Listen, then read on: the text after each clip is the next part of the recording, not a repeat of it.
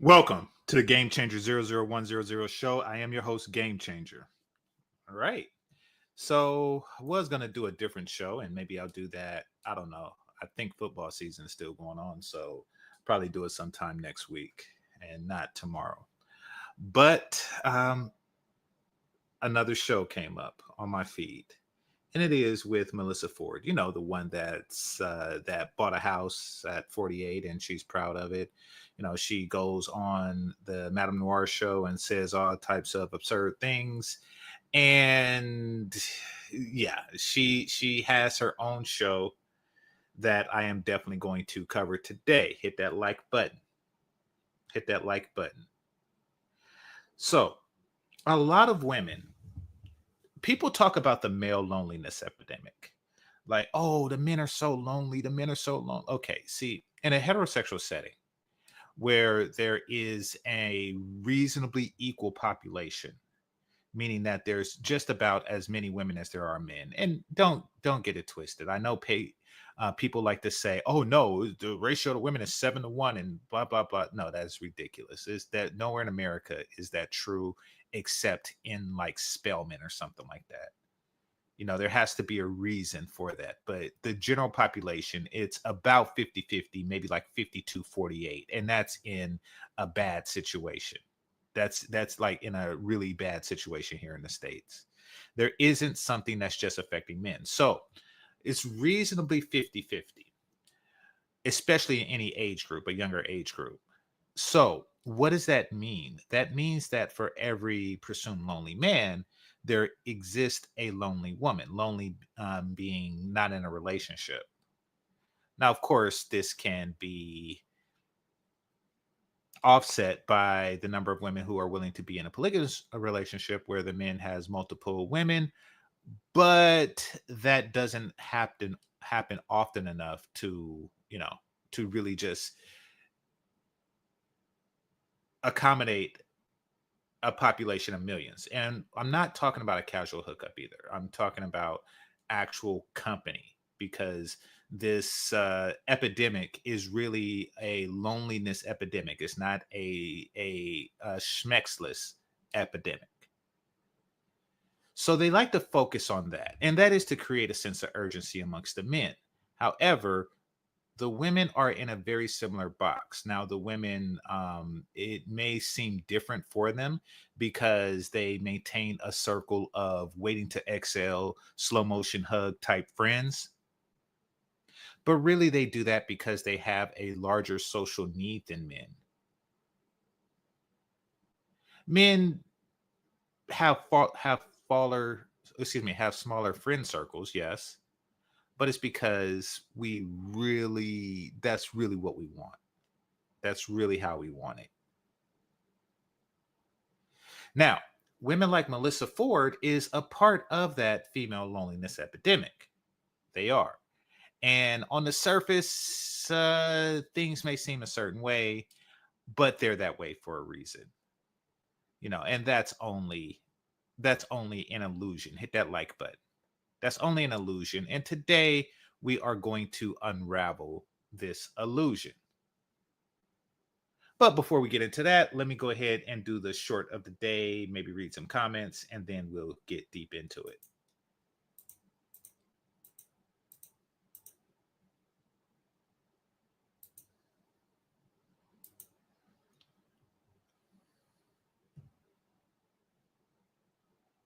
All right.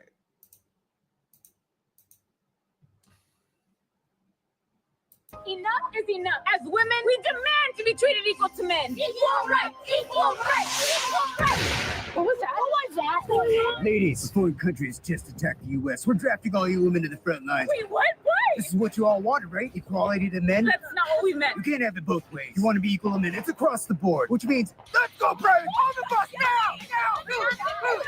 Move it! Don't worry, girls. We'll take care of the kids while you're gone, and we'll write you every day. Watch out for bullets! Keep your head down.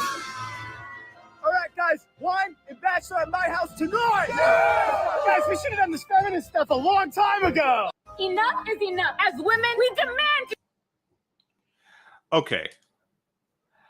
I want to point out that this is reasonably funny skit. I like it.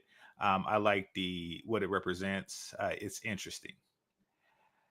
It's also funny that there aren't any. I don't know what the woman who's talking now is, but there aren't any non-ambiguous black women there, because this skit challenges the concept behind feminism, the usefulness of it, the practicality of it, et cetera, et cetera, et cetera.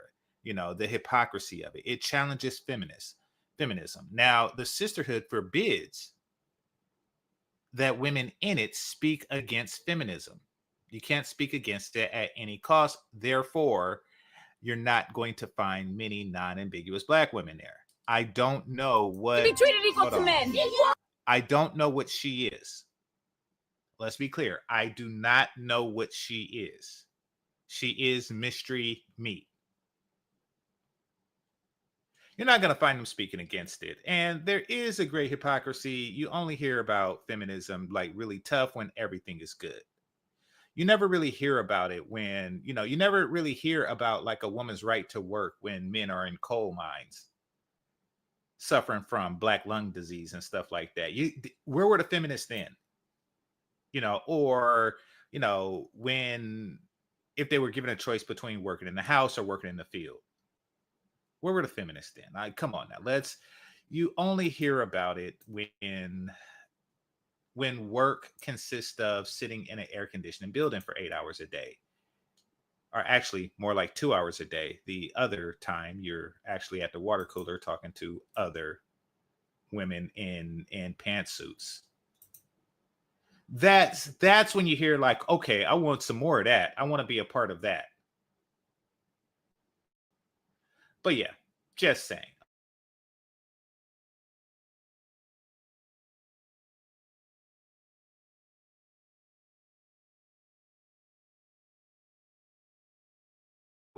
You, while giving you a chance to hit that like button.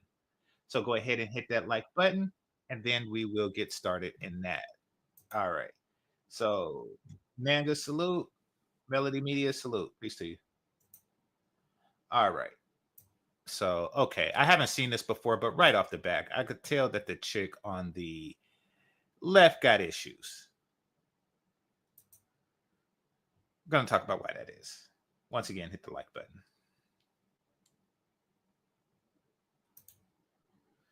Droopy D, peace.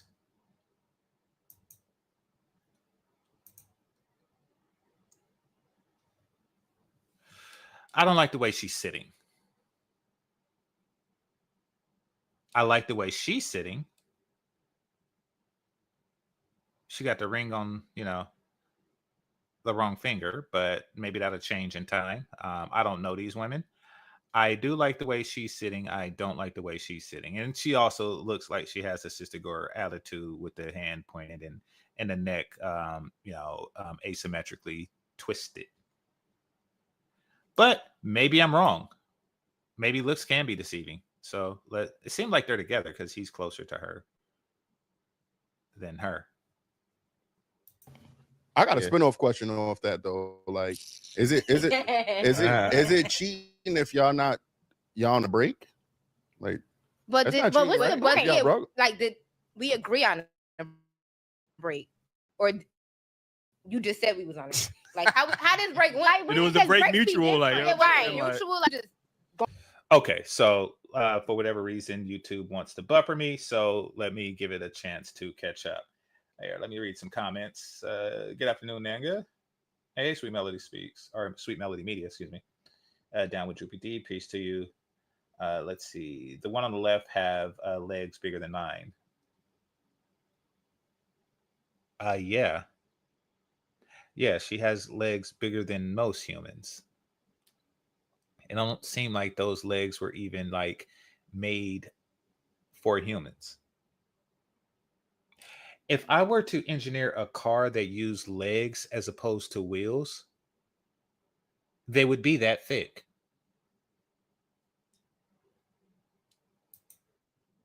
go on a break. Oh. And also, did I just say, "Oh, it's over," and then tomorrow you with somebody like, nah, because females. So what's the break etiquette? You gotta, it's agree on the break. Yeah. if I come to you and I say, yo, listen, I'm really struggling right now. I can't do this. I need a break. If you don't agree on it, we're not on the break. Well, no, not that way. But you know, That's what I'm sometimes saying. no, but you know how like when you're in relationships, I don't know, because I be in toxic situations. I know me myself. I don't know about y'all. Toxic. But I'm just Crap. We're gonna talk about toxic situations. saying. They are very. Well, listen. But I'm an Aries, so I like. All I'm saying You that continuously in toxic situations. you know. She like them toxic. Yeah, Scorpios do like them toxic. You know, They are toxic. This is the toxic area. I be like, oh, you mean over there? You know, it is what it is. But I definitely just been in some toxic situations, and I'm just saying, like, you ever, like, in the moment have your feelings hurt, you like, no, it's over, and it really don't mean it's over. Like, if I say it's over, it don't really mean it's possibly over, depending on the situation. Okay. I'm not gonna call her stupid. I am gonna call her immature. That's a very immature way to look at relationships. It means that you don't take them seriously, and really that they're in the whims of your self-admittedly erratic emotional state. Serious people who are mating, dating, et cetera, with intention really don't have time for crap like that. They really don't. I mean, men have more time than women, and you know, because you are attractive, they probably would put up with it, but they're not going to take you too seriously. Well, I'm going to say I wouldn't take you too seriously, because who wants to get into a committed situation with somebody who is flighty like that? Hit the like button. Maybe I'm just looking for some attention. Maybe I need to take.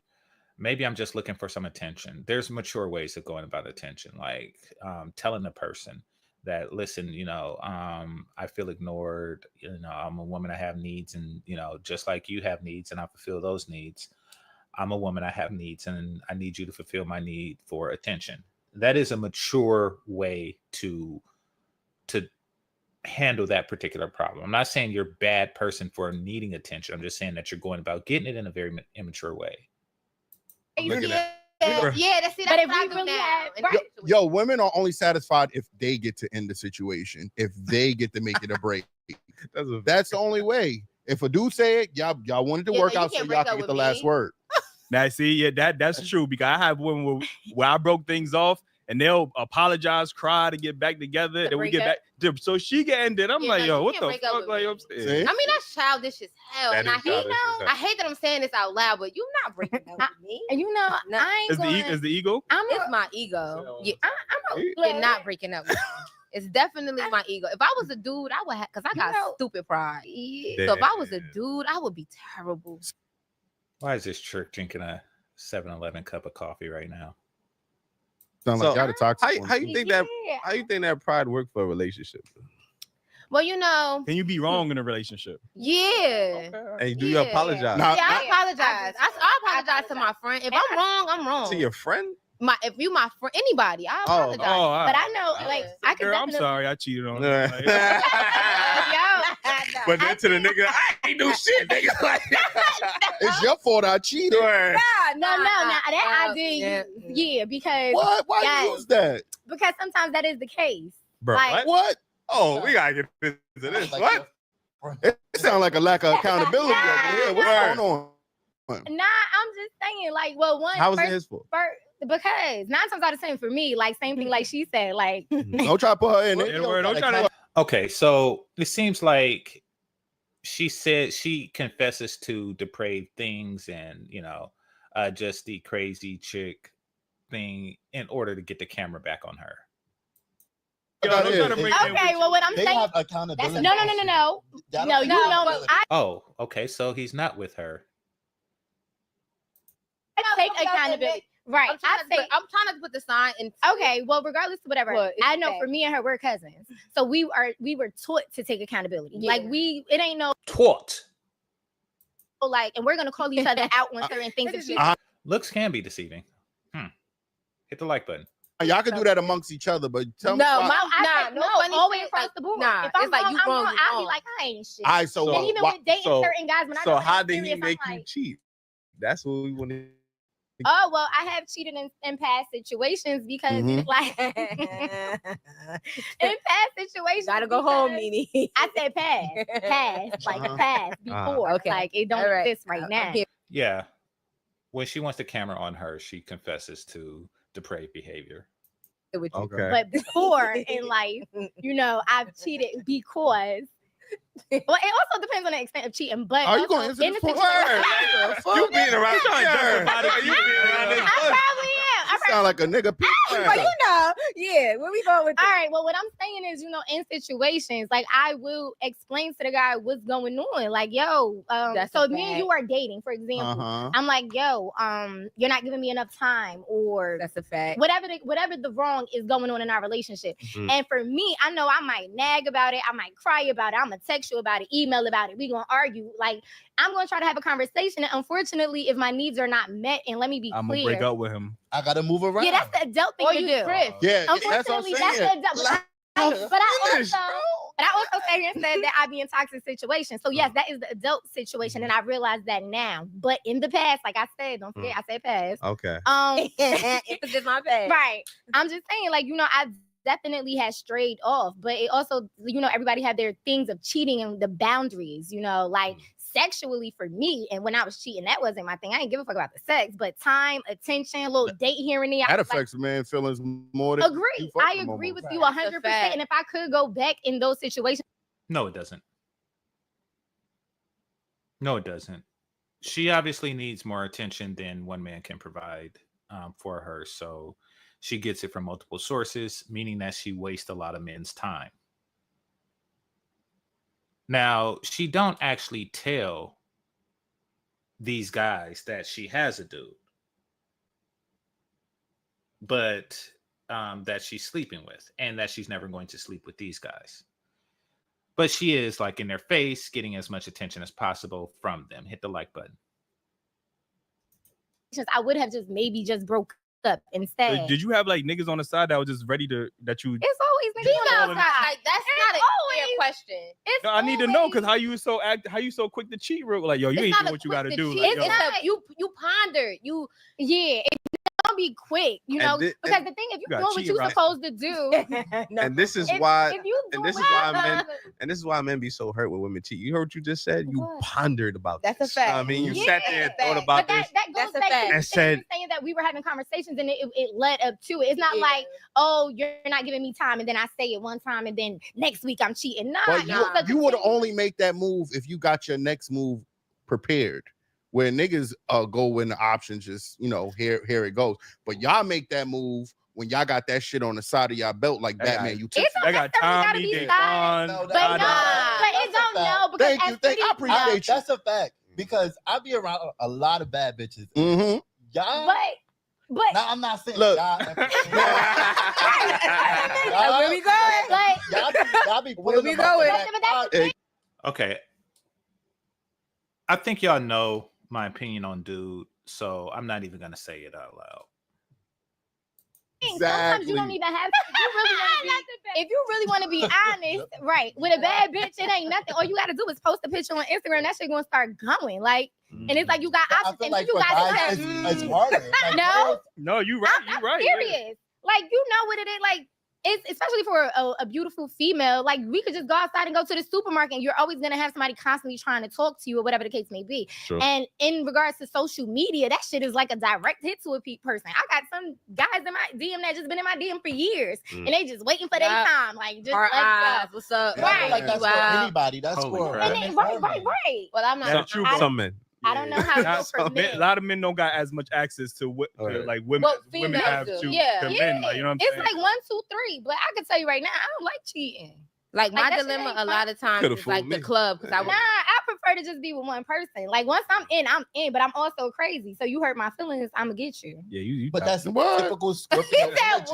They are very Scorpios. I'm gonna get you. I'm dealing with a Scorpio right now, and she sounds just like them. Do not hurt my feelings. Yeah, because one, I'm not gonna lie to you. And when I'm in. I promise you, I'm here. It's just me and you. Well, whatever you got going on, I'm with it. When you say hurt your feelings, what you mean though? Yeah, you sound like you just wake up and you be in a bad mood, like, yo, cheat on this nigga, like, you know what I'm saying? Hell no. Don't nobody feel like cheating. And honestly, I don't got time for niggas. Niggas is annoying, to be honest. They are.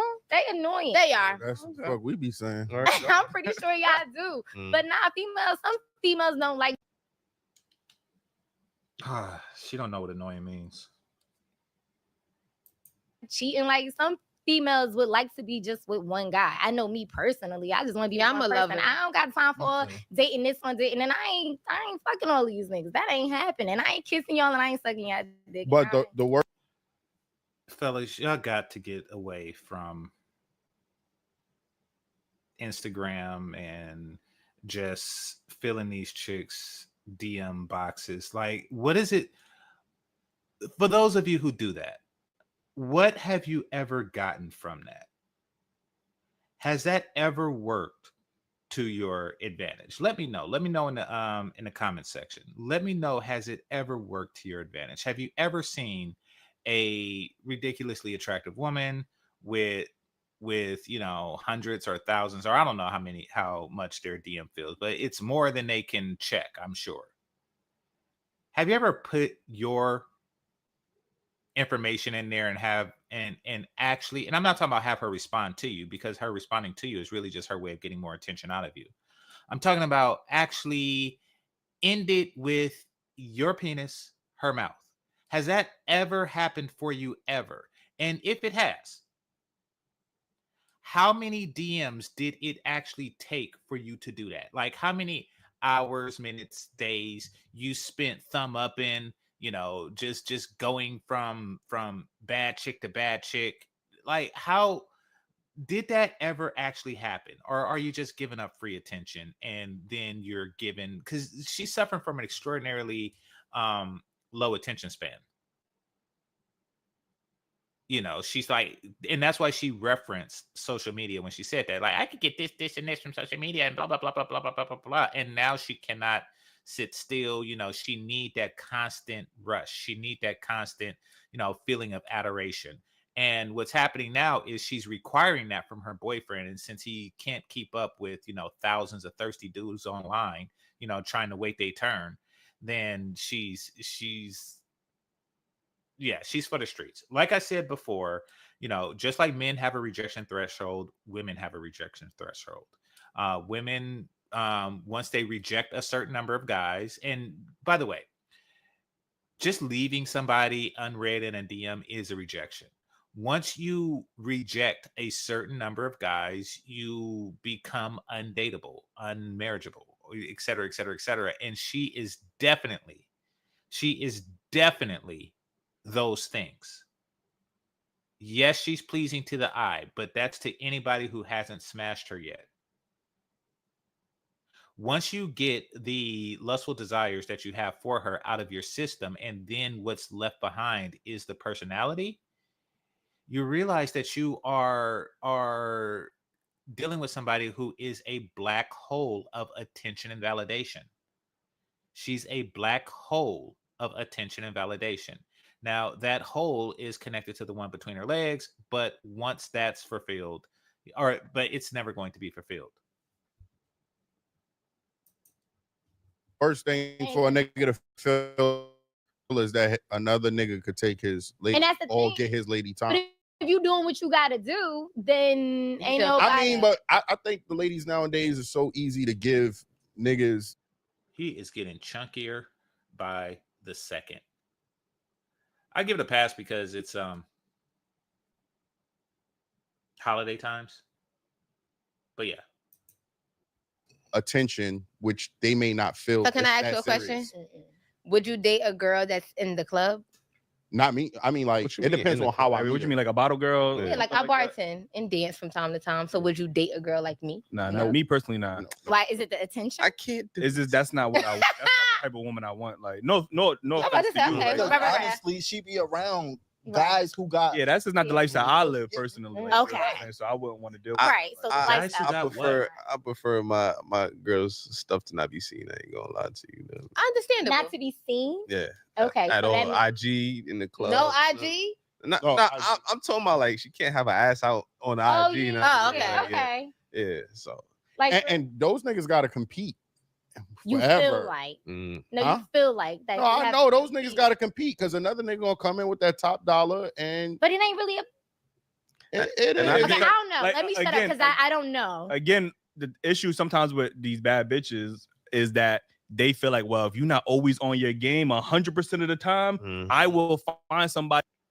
Okay, he's talking about the high standards of bad bees. It's not what he's thinking, and the reason is because they really don't want these other guys. I mean, even though they're there, and some of them use them as a threat, like I could have another you in a minute type Beyonce stuff. But the truth of the matter is that they just do it for attention and validation, and fellas give it up too freely. Now, granted, in order to make any type of approach, you have to give up a certain level of it, which is why I say men should look for choosing signals, maybe stifle how much free attention you're giving. Because if she's not giving any choosing signals, then perhaps she isn't worthy of your free attention. Just saying. Who will be, and then they treat you a certain way because of that. Yeah. So it's like, damn, you was doing good for a week. In competition. Yeah, you was doing good for for a week. Damn, you did some shit today that got on my nerves. Let me, you know what I mean? So it's that But then is the person really into you if that's the case? Because you can be into somebody and still have that mentality. Yeah. Why is he there? Okay. That's a fact.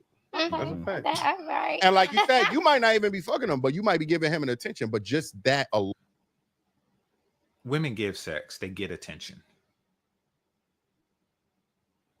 Can have another nigga pride. I agree with you. You know what I mean? But that's why I say when I'm with somebody, ain't nobody getting no attention. I gotta tell you. I'm it's just me and you. like, I love you. Ain't no DMs getting. You just admitted to doing that. An answer, and I feel like also like I'm gonna respect who I'm dating because also I'm not gonna do anything to you that I don't want done to me. Right. That's just me personally. I'm gonna always. I don't know. Y'all be sneaky. I'm sneaky. Nah, they're like not I said, sneaky as hell too. Right, but like I said, for me, I'm just gonna tell you. Like if I ain't shit or I'm about to do something, 9 times out of 10 before I did it, I done told you. Like listen, You done but niggas don't. You done told me what though? Like I done probably gave you a heads up. Like yo, what's I'm up? about to go cheat. Like I'm Yeah. let you know. So you say, yo, I'm about to go. I had. You said that you don't do these things, but now you're saying that you do them, but you give men a heads up before doing them. Oh shit. But once again, I'm not saying like, oh shit was just bad after a week. This is like an ongoing situation. But instead of that's what but instead of saying That that, bitch why is don't you just terrible. say, oh look, I'm not doing this no more. I'm saying, and I've done that too, but sometimes I done broke up with people and they still don't even know that we broke up somehow, some way. It's like they still calling, still popping up. Like, think I know I told you it's over. Oh, okay. No, but I also said I've been in some. You said earlier that when you break up, you don't really mean that you break up. But Man. if What Young Blue said, if you tell somebody it's over and they popping up, that's their decision at that point. You know what I mean? Yeah. But people, niggas is crazy. I ain't gonna. Right. Niggas is crazy. Niggas is crazy. Right. That's what I'm Women is crazy too, though. Like, I'm crazy. definitely right.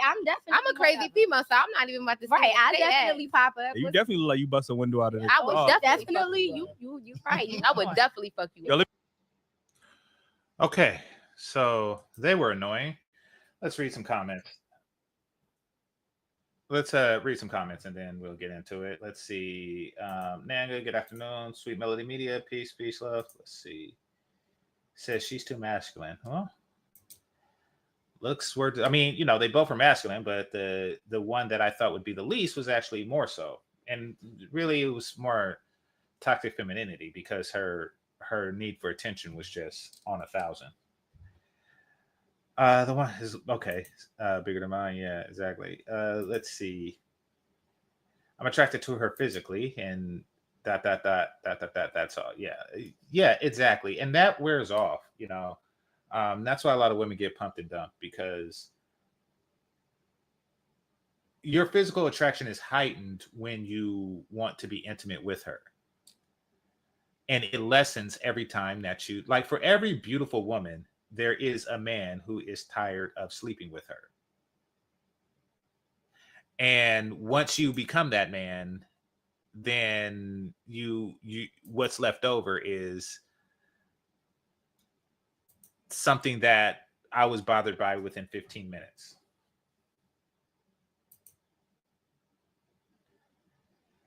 That guy's braids are too tight. Okay. What's your opinion on big booty Latinas? They're Latinas with big booty. I don't have much of an opinion on it. I mean, you know, I'm attracted to attractive women, absolutely. Like if you were to get married, would you go overseas or date a woman in America? If I were to get married, you mean if I were to get married here? Would you go overseas or date a woman in America with the current dating market? If I find a woman who in America who is the exception to the current dating market, then of course I would embrace her. Yeah, you know, it's because it's really the environment. But if you find somebody who's not affected by the environment, then you get with that person. But going overseas, it's you know, I would prefer, but I would keep that as an option. I would definitely keep going overseas as an option, and it's a valid option. You know, I mean, there is overseas. It's the same thing, but in reverse. Your inbox fills up quickly. Your DMs are full quickly. So you have to be careful not to fall into the depraved behavior that she fell into, because men can fall into that behavior. You know, we do.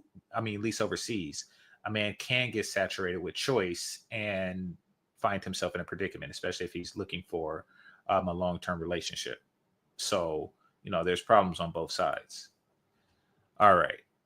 Now, let's get into the topic at hand. Hit the like button. While we actually, let me check the likes while we get started.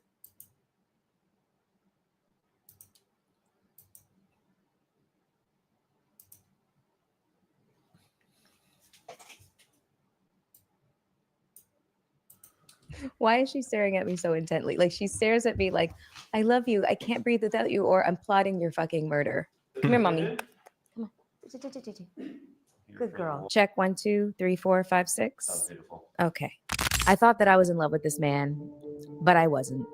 I was not faithful in this relationship. A fantasy would be, I guess, a menage, me and you. Why would I want to date such a weak bitch? I was almost raped. I was addicted to him. I am 48, child-free, and I've never been married.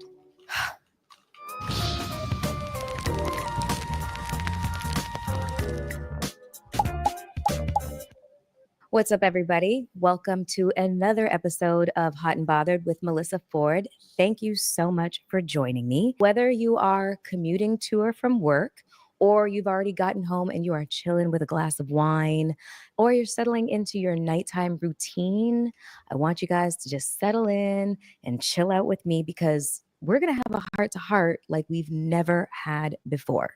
So if you guys don't mind, I'm going to pour myself a glass of wine. This is the good stuff. Now consider this. I hope that they're sponsoring her.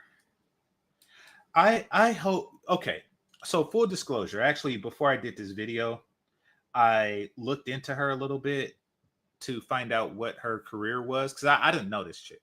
I did not know this chick. She's not like Megan Good, Kerry Washington, or anything like that. She's none of the above in that regard. So she's definitely on a D list. I thought that she was a singer. I actually thought that she was one of these one-hit wonder type singers, and everything else was like a residual. But no, she is like a D-list actress / video vixen. Now, what's a video vixen? A video vixen is just a chick that dances in music videos. You know, like, yeah, they're probably like the prima, you know, of all the other ones, I'm sure, but that's very low on the entertainment scale. So yeah, that's where that's like the breadth of her career. She's been like she's been on the chitlin circuit and not like the main chick on a chitlin circuit. I looked up her IMDb.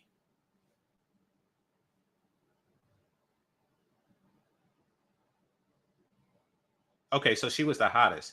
So, I mean, being the hottest video vixen is like being the tallest midget. It's like in the large scheme of the entertainment realm, it's not it's not top. It's not supreme.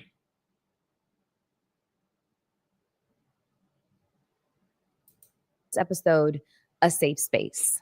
I really want to have a heart to heart about certain lifestyle choices that I've made.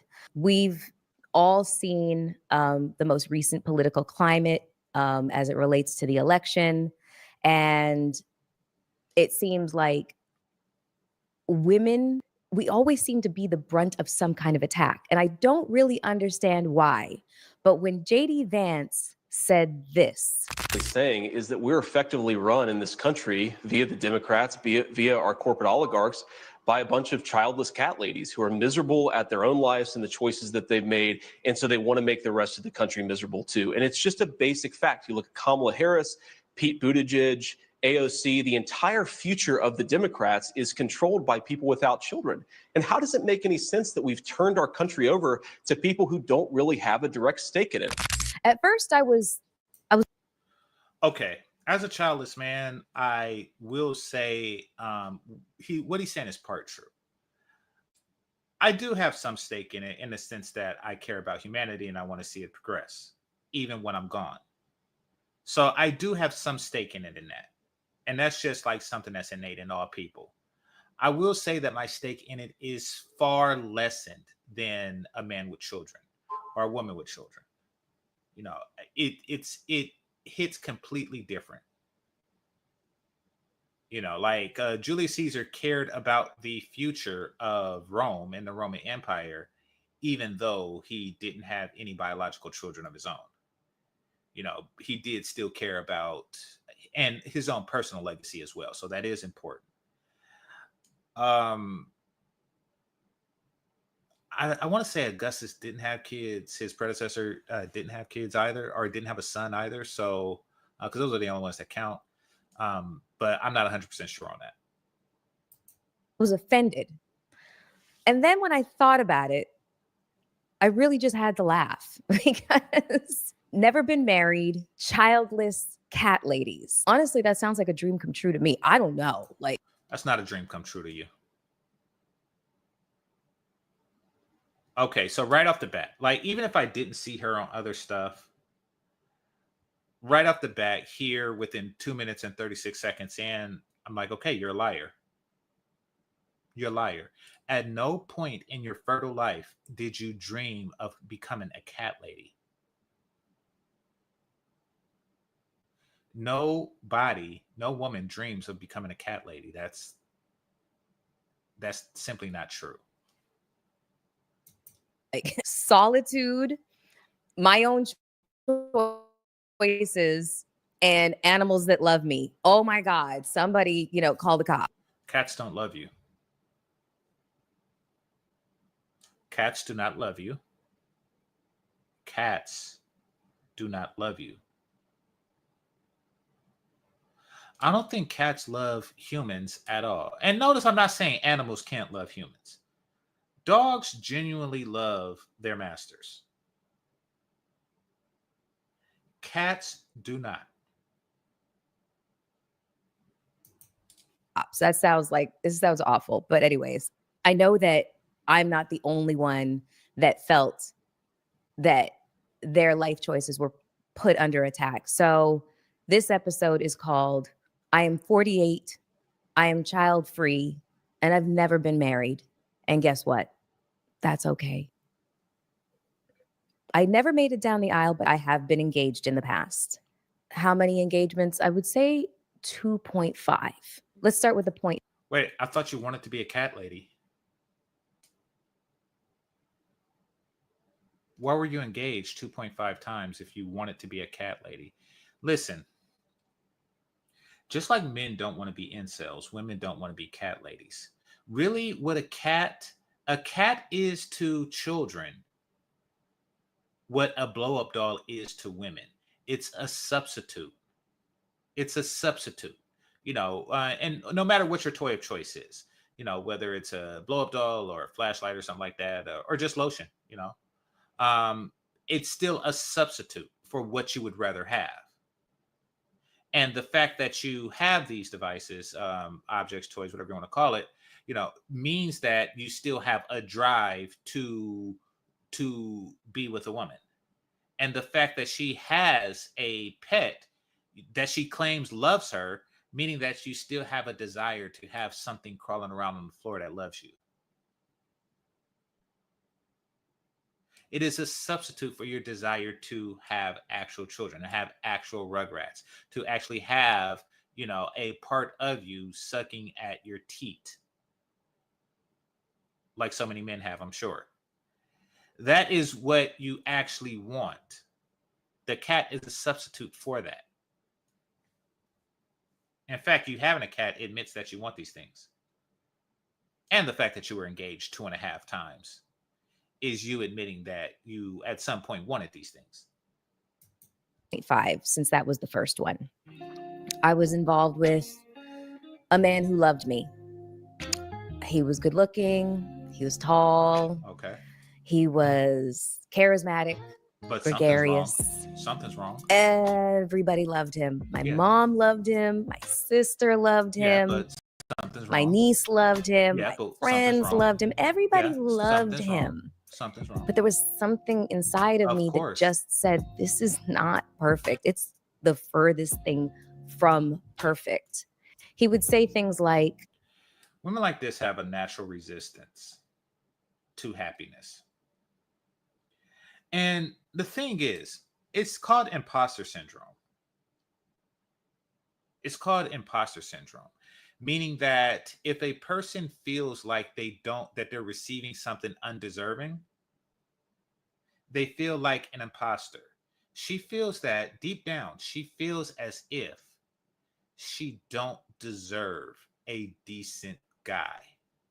Now, and a lot of Black women feel this way.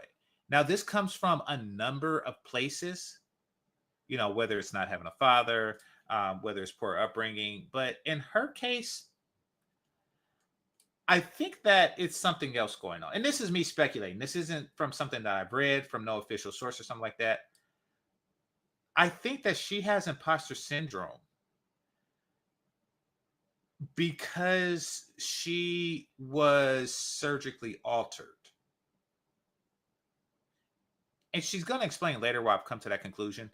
But believe it or not, some women who are surgically altered develop an imposter syndrome because you literally are an imposter. You are a not so pretty woman who cheated their way into pretty privilege.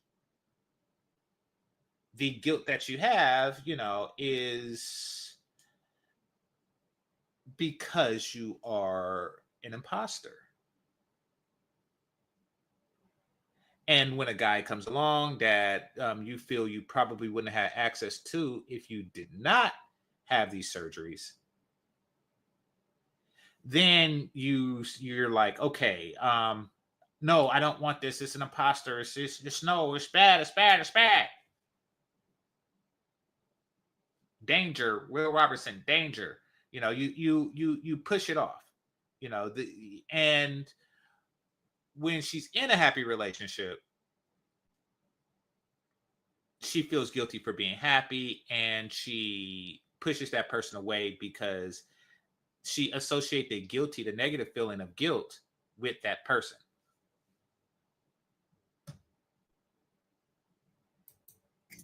Nobody's ever going to love you the way that I love you. And I believed him. And there you go. There you go. You didn't believe that you deserved his love. Wrestled with this internal sense of guilt.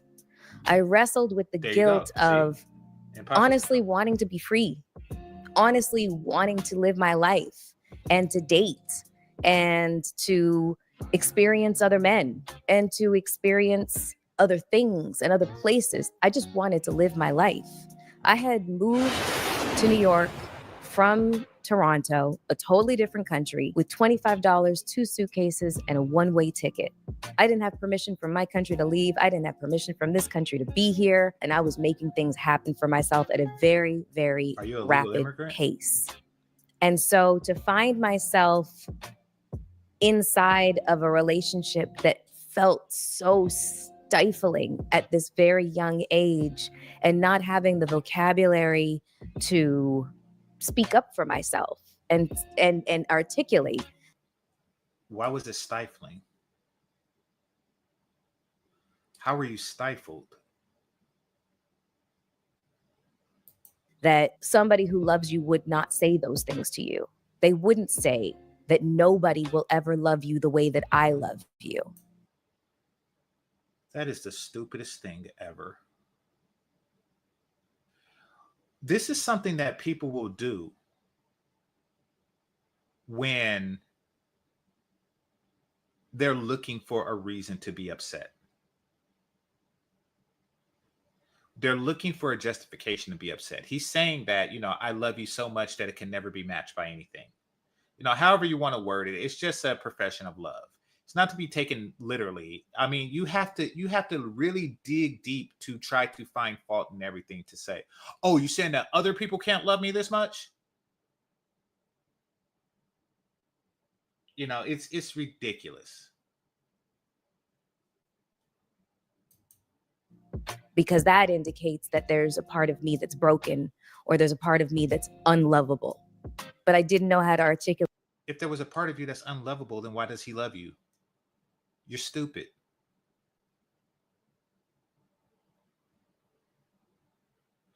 He told you that no one can love you as much as him, and you twisted that into you think that there's a part of me that's unlovable.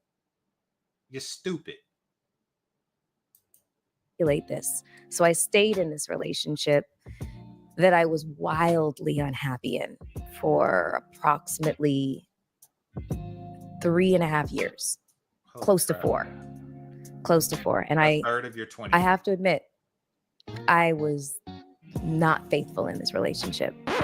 Nothing that I'm proud of, but I just chalk that up to I was really, really young, and I was.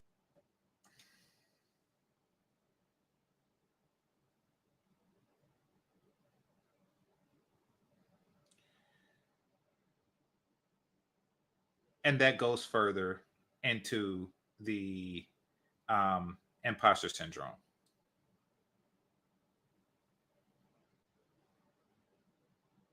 That goes further into the imposter syndrome. It's like, listen, this guy loves me and I don't respect him. So that's the guilt that you feel. Now you're putting it on him. Like the way you screamed that statement is you trying to put it back on him. That's ridiculous. All right. Melly Media said she's still pretty at her big age. GC, listen. That's technology. That's technology. It's not a matter of being pretty for a 48-year-old. And I know, and oh, by the way, she is. What value does that breed to a man? And let's just say she's not altered. Let's just say she's not surgically enhanced. Then it really doesn't matter because we're talking about aesthetics. But let's just say that she's not surgically enhanced, right? What advantage does she have over a woman that is half her age? Because if she's not surgically enhanced, then you do not know when it's going to fade. And when it does, it's going to fade rapidly. Now, this is the same woman that has already admitted that her box is dry, that her box is loose. It has lost elasticity. Her box has lost elasticity. So, she can't give you the GI Ho with the Kung Fu grip. She can't, because she no longer has the Kung Fu grip. She admits to this. And she also admits to randomly pissing herself. Which means one or two things. If you lie with her, you're probably going to get pissed on R. Kelly style. Or you are actually lying with somebody who is in a diaper. Now, sleeping with a woman who's wearing a diaper is not that hot. I don't care what she looks like. It's not that hot. Like purple French cut panties versus diaper. You get where I'm going with this. All that glitters ain't urine. Was hood famous. You know, I was on the covers of magazines, on your local newsstand. So this is her, half her age. Nothing that I'm proud of, but I just chalk that up to I was really, really young and I was hood famous. You know, I was on the covers of magazines. So we can see the significant drop. Is King Magazine still out there? I remember I dated a chick whose dream, she was in the quote unquote, okay, she wasn't, I'm not even going to call her in the modeling industry because the stuff she did was, I wouldn't even classify it as that.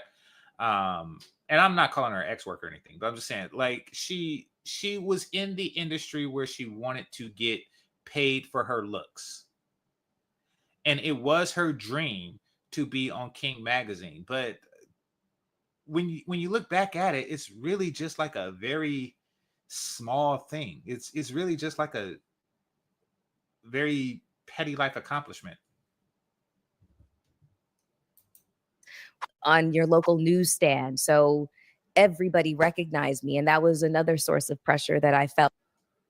Somebody said she did corn. Oh no, the woman I'm talking about, she didn't do corn. What she did do was salacious music video by local hood rappers that nobody has ever heard of unless you're from that local hood, which I'm not. And calendars from amateur photographers, and by amateur photographers, I mean just a nigga with a camera, you know, and is willing to invest in binding the pictures into a calendar.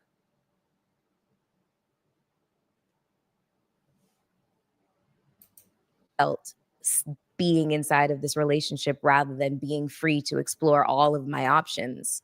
And so one day I was going through some drawers, you know, folding laundry, placing clothes, you know, in the drawers and such. And I found it. I found a box. And when I saw it, I said, please, God, don't let this be what I think it is. And I opened the box. And there it was.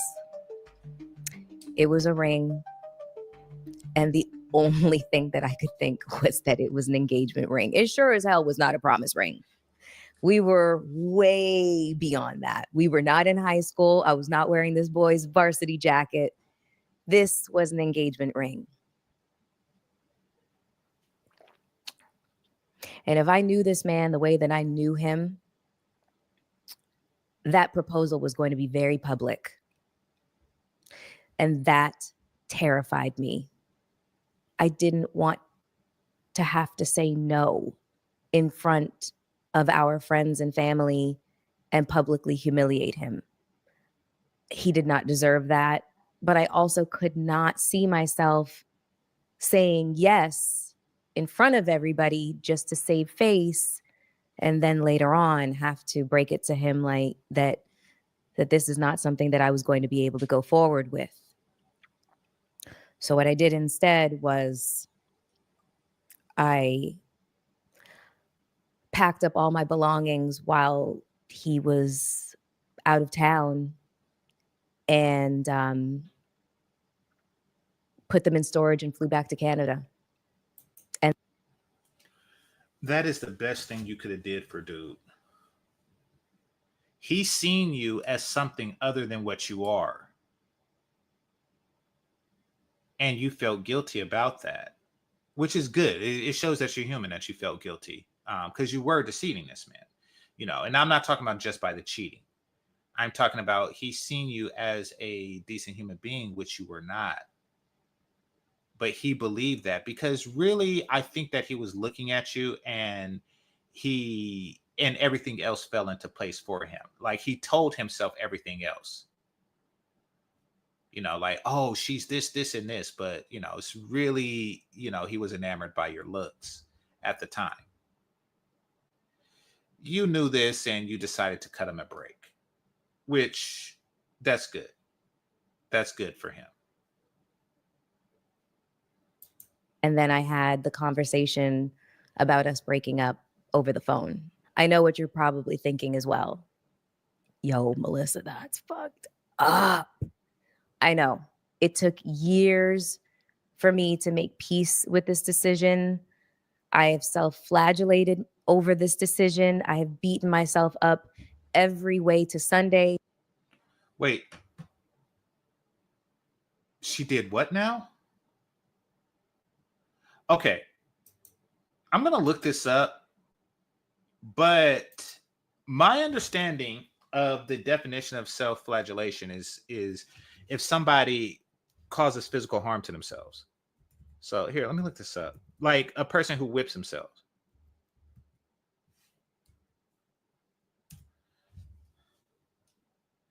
Oh, excessive criticism. Okay, so it's really just any form of causing somebody harm, physical or otherwise. The action of flogging one's. Okay, so no, the action of flogging oneself. That's the primary definition, especially as a form of religious practice. Yeah. So when she said that, I was like, wait, you did what now? Yeah, and flogging means whipping. It's in some religions, you know, and there was a movie where a guy was doing that, but yeah, some religions, people will really take a whip and whip themselves. So when she said that, I was like, wait, you did what now? Which was really weird.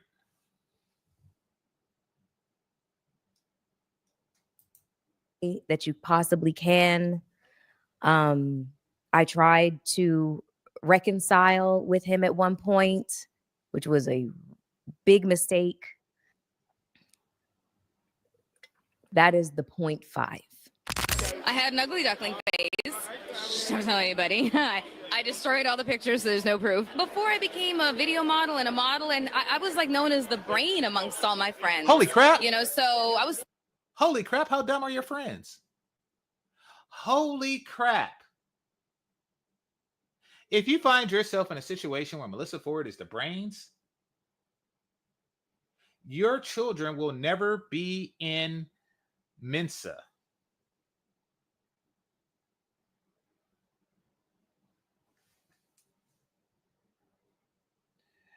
I was the brains amongst my friends.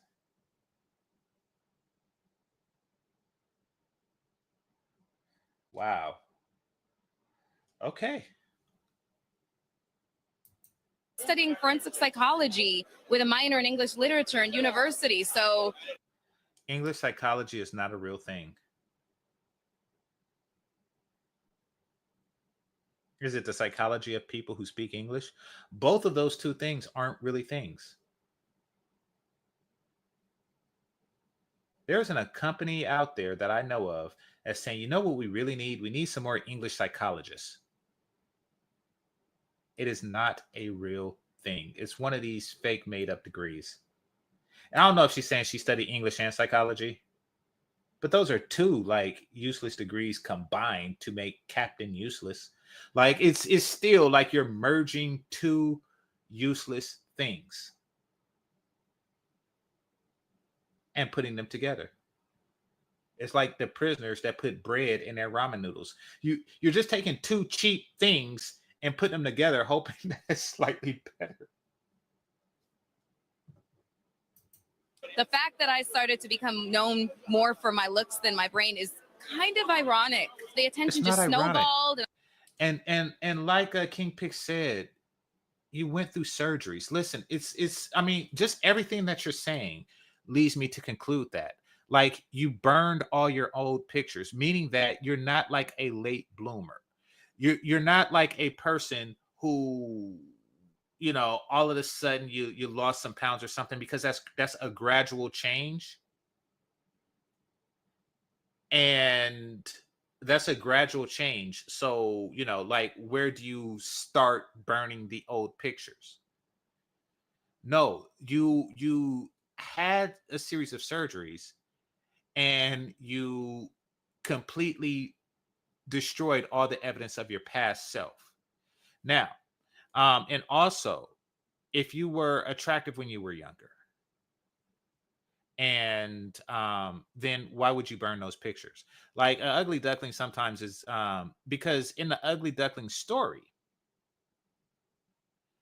it was a swan that was born in a different place. It was a swan that was born amongst ducks, but it was still a swan. Meaning that if it had pictures of itself, it's like, yes, this is a swan and these are all the ducks in the background. This is me as a swan, as a young swan. I'm going to take these pictures to people that appreciate swans. That wasn't the case with you. You know, you destroyed all the evidence of your before surgery life.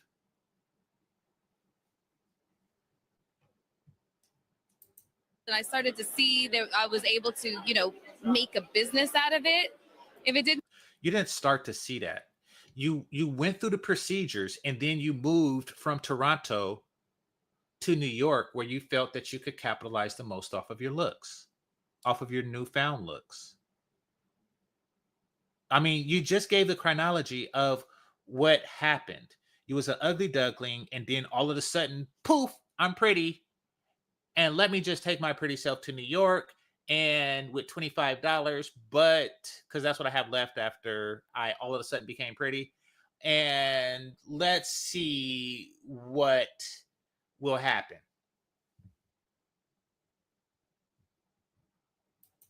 didn't make money, it didn't make sense. Society places an enormous amount of pressure on us to check certain boxes. The box of go to school and excel. You've got to pursue a career. This is true. Based on what you went to school for. And you've got to excel and become successful. And you have to have your 3-year, 5-year, 10-year, 15-year, 20-year plan, all while you're in your 20s. Get married, get the white picket fence, and have 2.3 kids. Never figured out the point situation when it came to the statistics, because like, what's a third of a kid? But I digress. That's because you're an idiot. And you were the brains of your friend group. Just the fact that it is a statistics, meaning it's over a large group of people. But let's just say 2.5 kids, which is what it actually means, and what they actually say. And that's because out of 2 people, y'all should be having 5 kids. So if one person has 3 kids and the other person has 2 kids, then the average would be 2.5. But hey, at least you speak English and you know psychology.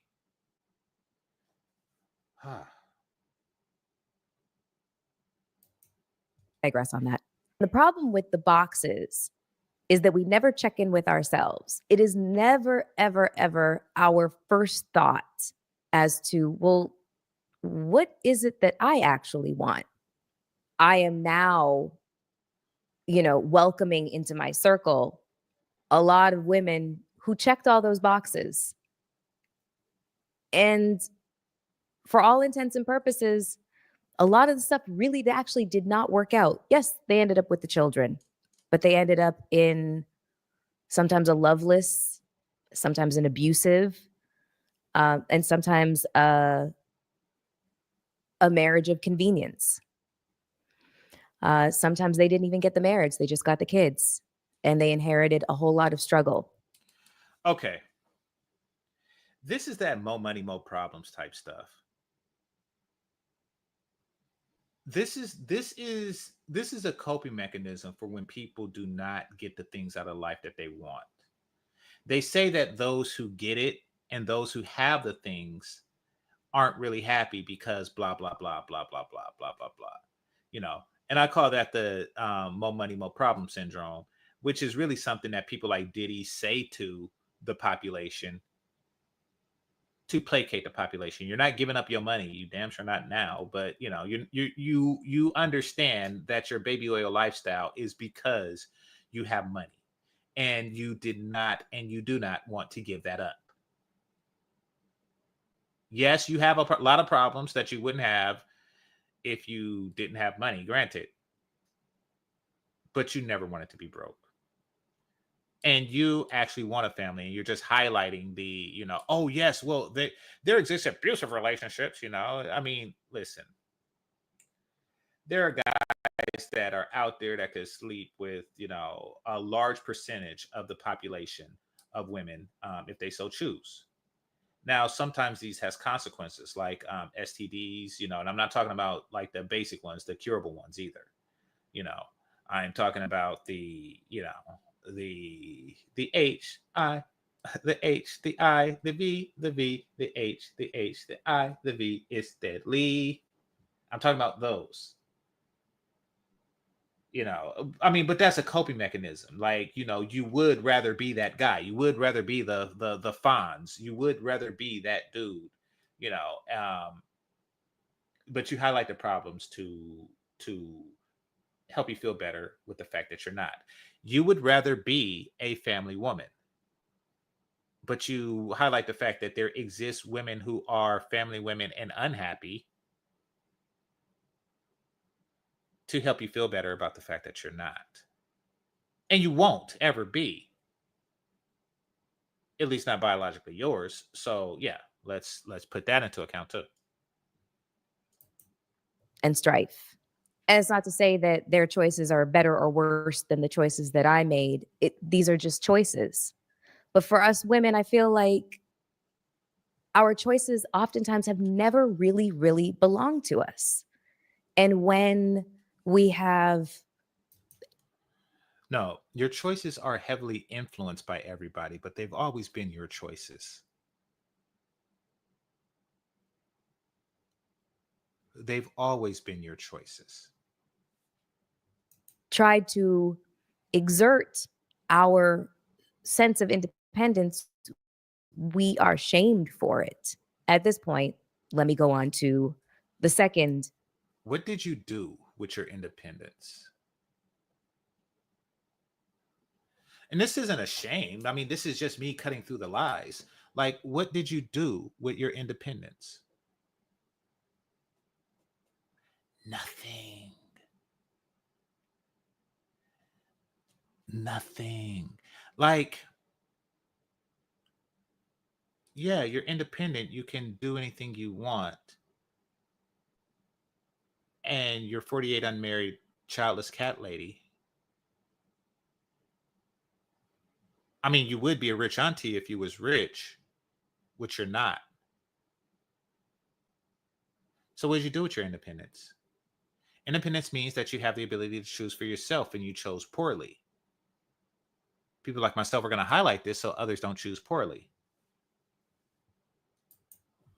Engagement. So I'm 28 years old, and I have left the previous relationship, the 0.5, and I have met this man who,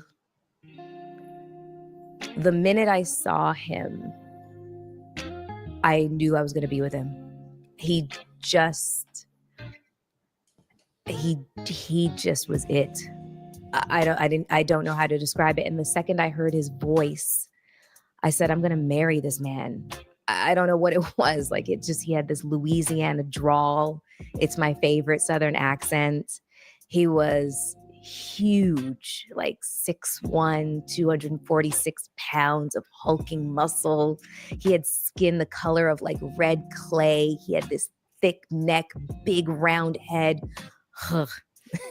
He had this crooked tooth that drove me wild. His flaws were like manna from heaven for me. And I loved his dirty draws and I could just sleep in his armpit right after he'd played a game of like pickup basketball. That is how much I loved this man. And our courtship was a whirlwind. He wined and dined me. He bought me lovely, lovely gifts. I'd wake up to those baby blue Tiffany boxes just laid on the pillow right next to me. We could go to my favorite store, and as long as I put on a little fashion show for him, everything I wanted I could get. But when I say that the gifts really mattered nothing to me, it was this man. He was the gift to me. That's just the fact.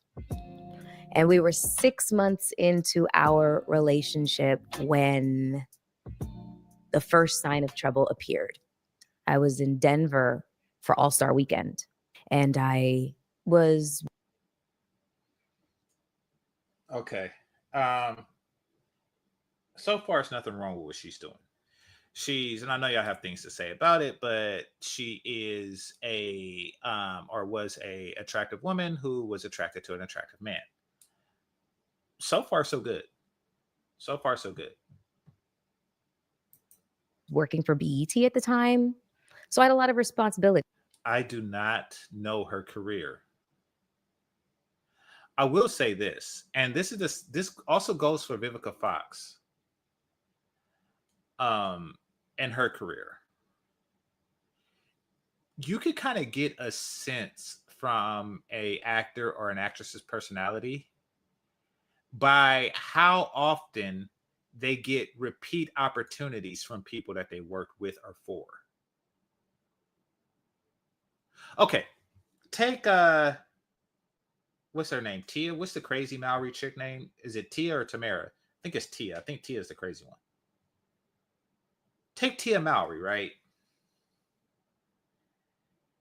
She worked with Marcus Houston for a long time. Like, you know, it wasn't that a short period of time. This was a long time. She, you know, he was on the show with her, you know, like by all rights, they should be childhood friends. They should be like, you know, like, hey, you know, where I go, you go. If I blow up, you blow up with me, you know, because when I was Go Home Roger, you know, y'all didn't have to hire me for this, but you did. And, you know, I'm ever so grateful. And if I'm ever down, and if I'm ever making my own series of Tubi movies, you know, I promise I'll give you a starring role in one of my feature Tubi, but it's not that type of party. It's not that type of party because she's an obnoxious person that Marcus Houston just as soon don't want to work with. This is the same with her. You know, so you worked for BET. BET still has movies. BET still has television shows. BET are often hiring women who are 48 years old and less attractive than you for just like temporary, you know, like, hey, how you doing? You know, why, you know, like, even if it's just like a small role, they always have these type of roles, but they're not messing with you like that.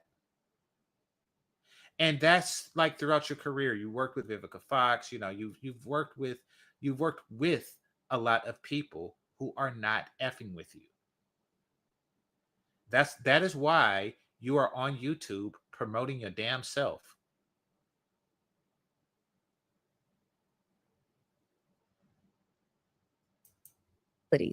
I had to make a lot of appearances. I had to interview a lot of people, and a lot of those people were athletes. And he was back home. And I did not know that he was jealous. It didn't even cross my mind. And so when I got home after an event and I was perturbed by, you know, an interaction with a strange man at a party that I had been at. He'd said something vile to me and it hurt my feelings. And all I wanted was to be comforted. And so I went back to my hotel room and I called my boyfriend and I just asked him to just tell me that he thought that I was beautiful and that he loved me. And he... Once again, it's an insatiable appetite for validation and attention. And I understand that women have that need. You know, I'm not knocking it, but it's not really healthy in the way that she's expressing it. Let's just put it like that. Didn't do that. He just pressured me to tell him what happened. Why are you asking me to do this? And so I told him. Wait, you didn't tell him what happened? So let me get this straight. You call your boyfriend. Ring, ring, ring, ring, ring. And you say to your boyfriend, yes, I had a negative interaction with a man and I need you to make me feel beautiful. And he says, what's the interaction? Just make me feel beautiful. Just tell me I'm beautiful. It's like, whoa. You had some type of interaction with a man in the entertainment industry, and now you're upset and you don't want to give me any details. And I'm the bad guy. Okay. Him what happened. Oh, remember, she cheated on her last guy. And he responded by saying, why would I want to date such a weak bitch that would be that offended by what some strange guy has to say to her? There's just no way that he just said that to me. I'm sorry. Yeah, I could picture him saying that. I could picture a lot of guys saying that. And that's because they suspect that it was more than words that made her feel that way.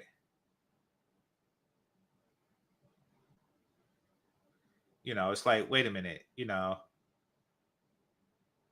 because if you see this video, you're not going to cry about it. So, and that's because these are just words coming from a vibrating chess piece. So it's like, there has to be more. And you're withholding what it is. So I think he was more upset about that. And also, yeah, she's interpreting the conversation, you know, and in a way that puts her in the most favorable light. But no, she did sleep with this guy. It wasn't just words. It's not like he just, some paparazzi just yelled something at her and, you know, she's like, I need you to make me feel beautiful. No, something happened. And remember, you are a cheater. You cheated on your last boyfriend. So he has he seems to be more in tune with what's going on. He's definitely smarter. He's like, you know, or he's not as enamored by your looks, largely because according to you, he has appealing looks of his own. So he's like, he's not buying it. Right? What? And he said, you heard me. And I said, I'm really confused right now. And he was like, I'm sure you are. I felt like I was talking to a stranger. There's no way that this was the person that I had just spent the last 6 months with, completely absorbed with, you know, and in the throes of like love and ecstasy with. And I said, you know, I'm glad that I'm finding out who you really actually are now rather than later. He said, yeah, I'm sure you are. Click. And hung up the phone on me. I cried myself to sleep that night. And then I forgot how old she was. But because she's of that age to where the phone actually clicked. She's of an age to where the phone actually clicked. I'm like, wait, when click? That's something from like way back. I'm like, oh crap. Yeah, when she was 25, that was, you know, like we were just leaving the click phone era. The next day, I had to cover a ladies' luncheon, the wives of the NBA. And so I had to be perfect and pretty. And I had to act like the man of my dreams had not just told me to basically go F myself. And so while I was getting ready, a large bouquet of flowers was delivered. My makeup artist said, Mel, you should read the card. And it said, you are beautiful to me and I love you. The like button. And I'm sorry. And then his name. I burst into tears. It just flew out of my face. So basically, my whole beat face just melted. And I called him and I said, I received your flowers. And he said, I am so sorry. And I told him, I'm going to forgive you because I love you. But you can't ever speak to me like that ever again. He's like, I promise I won't. So whenever people wonder, how do people end up in abusive relationships and why do you stay? The reasons are aplenty, but I will start by saying that that is not the way that it begins. It begins with love bombing. It begins with flowers. All right. So I'm going to pause right there. She actually put the domestic violence hotline on there. I'm going to pause right there and give y'all some time to and wait for the like buttons to be pressed. So, because y'all, what are we at, like 50%, 60%? Yeah, I'm gonna need that to get to like 75% before I continue with this. So I greatly appreciate it. You know, if you want to go because of that, you wasn't hitting the like button anyway. So it is what it is. Not gonna miss you. All right, but I do appreciate this Cash App that Oma sent. Greatly appreciate. Greatly appreciate it.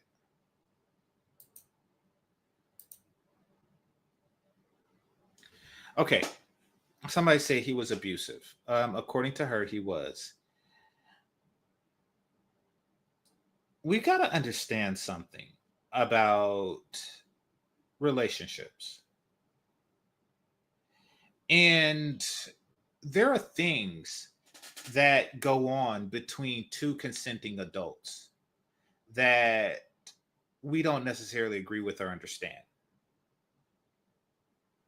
But we just really need only understand that these are two consenting adults. And leave it at that. You know, the reason why I say that is because, all right, let me get like 13 more. And the reason why I say that is because some women and men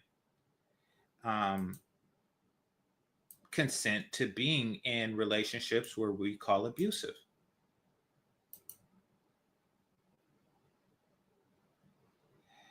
Now, it's better when you're dealing with mature people, they can just have a conversation about it. It's like, okay, you're sadist and I'm masochist, so let's work this. Let's make this happen.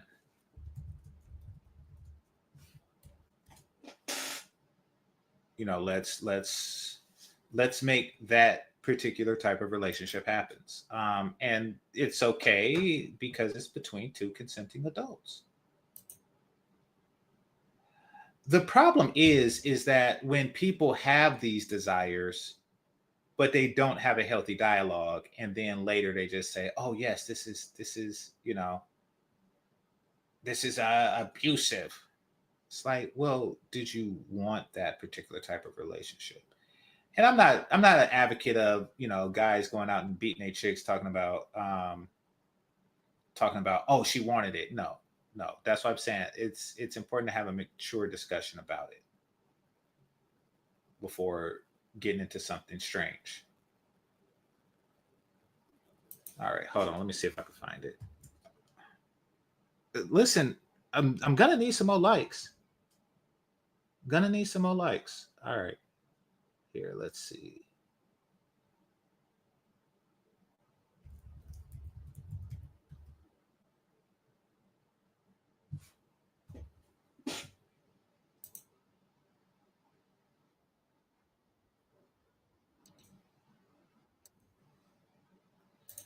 All right, where are we at? All right. Yeah, gonna need some more than that.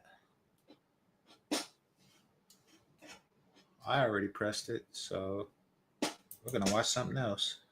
So I want to act a fool. And I hit the like button. All right, so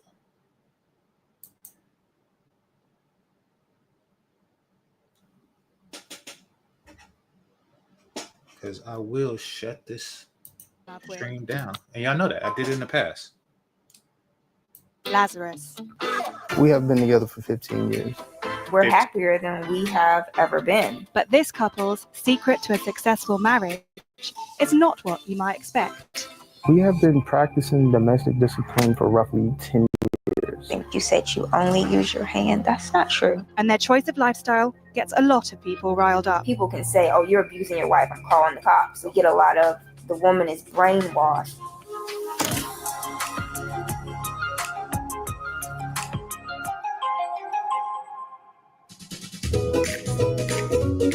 Stick smoke. Stick smoke. So here you have a happy, loving relationship where they agreed that if certain rules and guidelines are not satisfied, that he has the right and ability to use corporal punishment on his wife.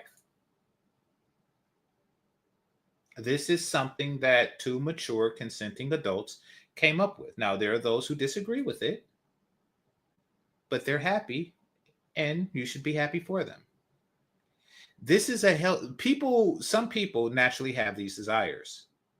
And this is a healthy way to express those desires. This is the way mature people do it. I think that on some level, Melyssa Ford and the guy that she was with may also have had these desires. In fact, that's probably why it didn't work out with the first guy, because she wasn't having that particular need fulfilled. But she was just enamored by this guy. So, maybe there's a there. I don't know. That's why you have the type of talks that he had with his wife, with your partner. It says in America, he is absolutely playing with fire. Absolutely. The thing is that even if he don't play with fire, you don't have to play with fire in America to get burned. He could not do it. But she say that he did, and the results would be exactly the same. Where am I at? 5 more likes. 5 more likes. I'm gonna wait 30 seconds before I play this. Before I play some more of this. All right.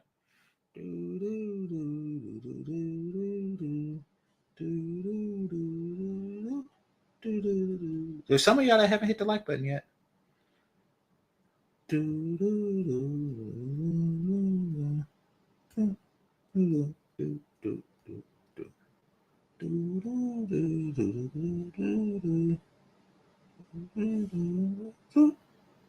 Okay, so here we go. All right. I love everything about my wife. He is very, very loving. Like, he's sensitive and caring and just loving in general. Loving feelings aside, this pair have a set of strict rules that govern their day-to-day relationship. We have been practicing domestic discipline for roughly 10 years. A domestic discipline relationship is a dynamic between two consenting adults where you have a dominant and a submissive. Relationship is a dynamic. They have a lot of paper towels. I wonder was she disciplined for not having enough paper towels, and that was the results. Like one day he just came and was like, damn, bitch, where's the paper towels?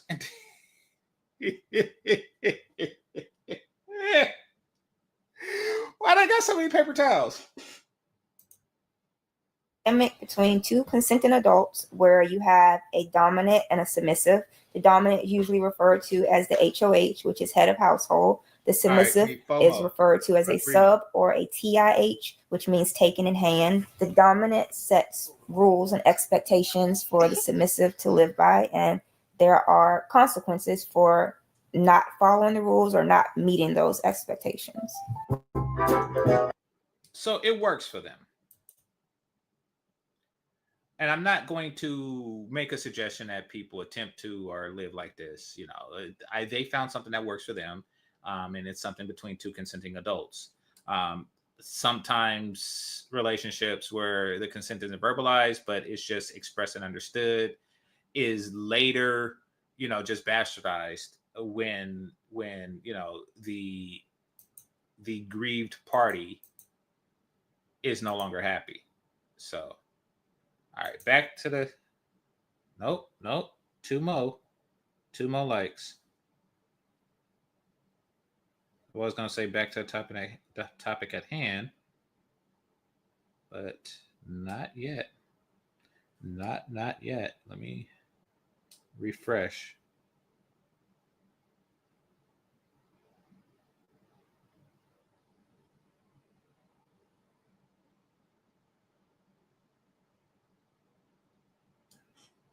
Let me refresh. Okay. Let's make it happen.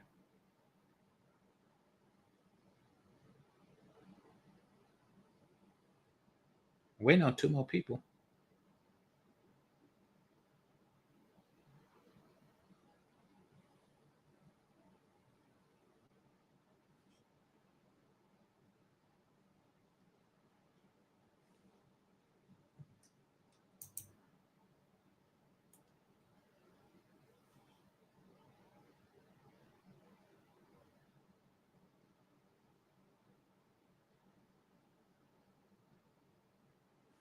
Waiting on two more people.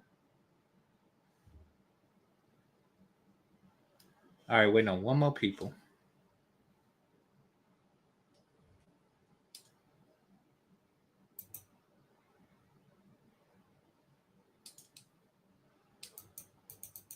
One more people.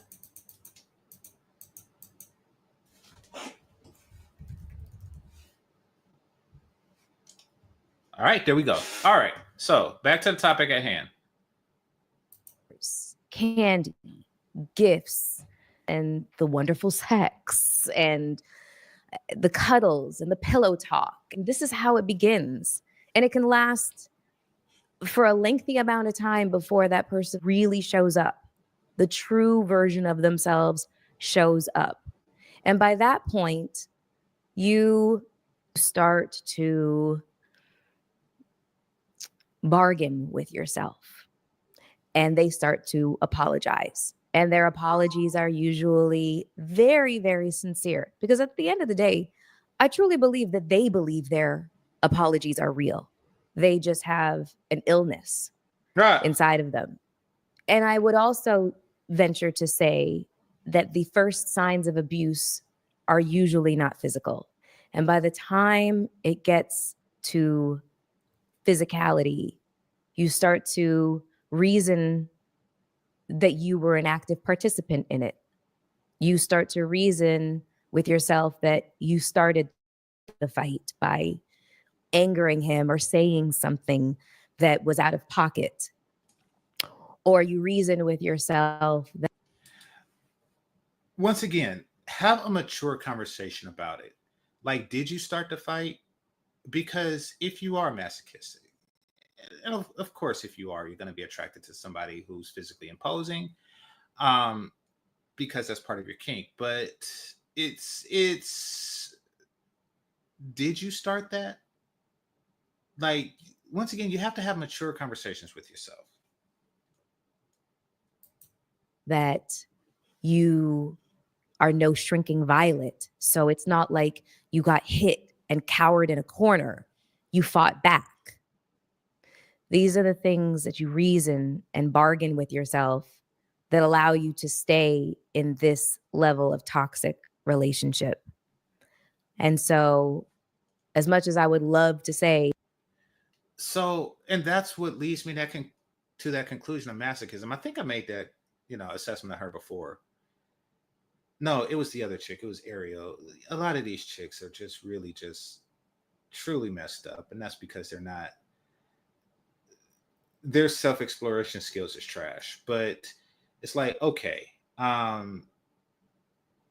you fought back a guy that you admitted was 6'1", 240 pounds of muscle. What type of fight was that? What type of fight was that actually? Was that a Chris Brown Rihanna type fight? Because if so, where's the evidence of that? So what type of fight was that? I'm really starting to question this whole ordeal.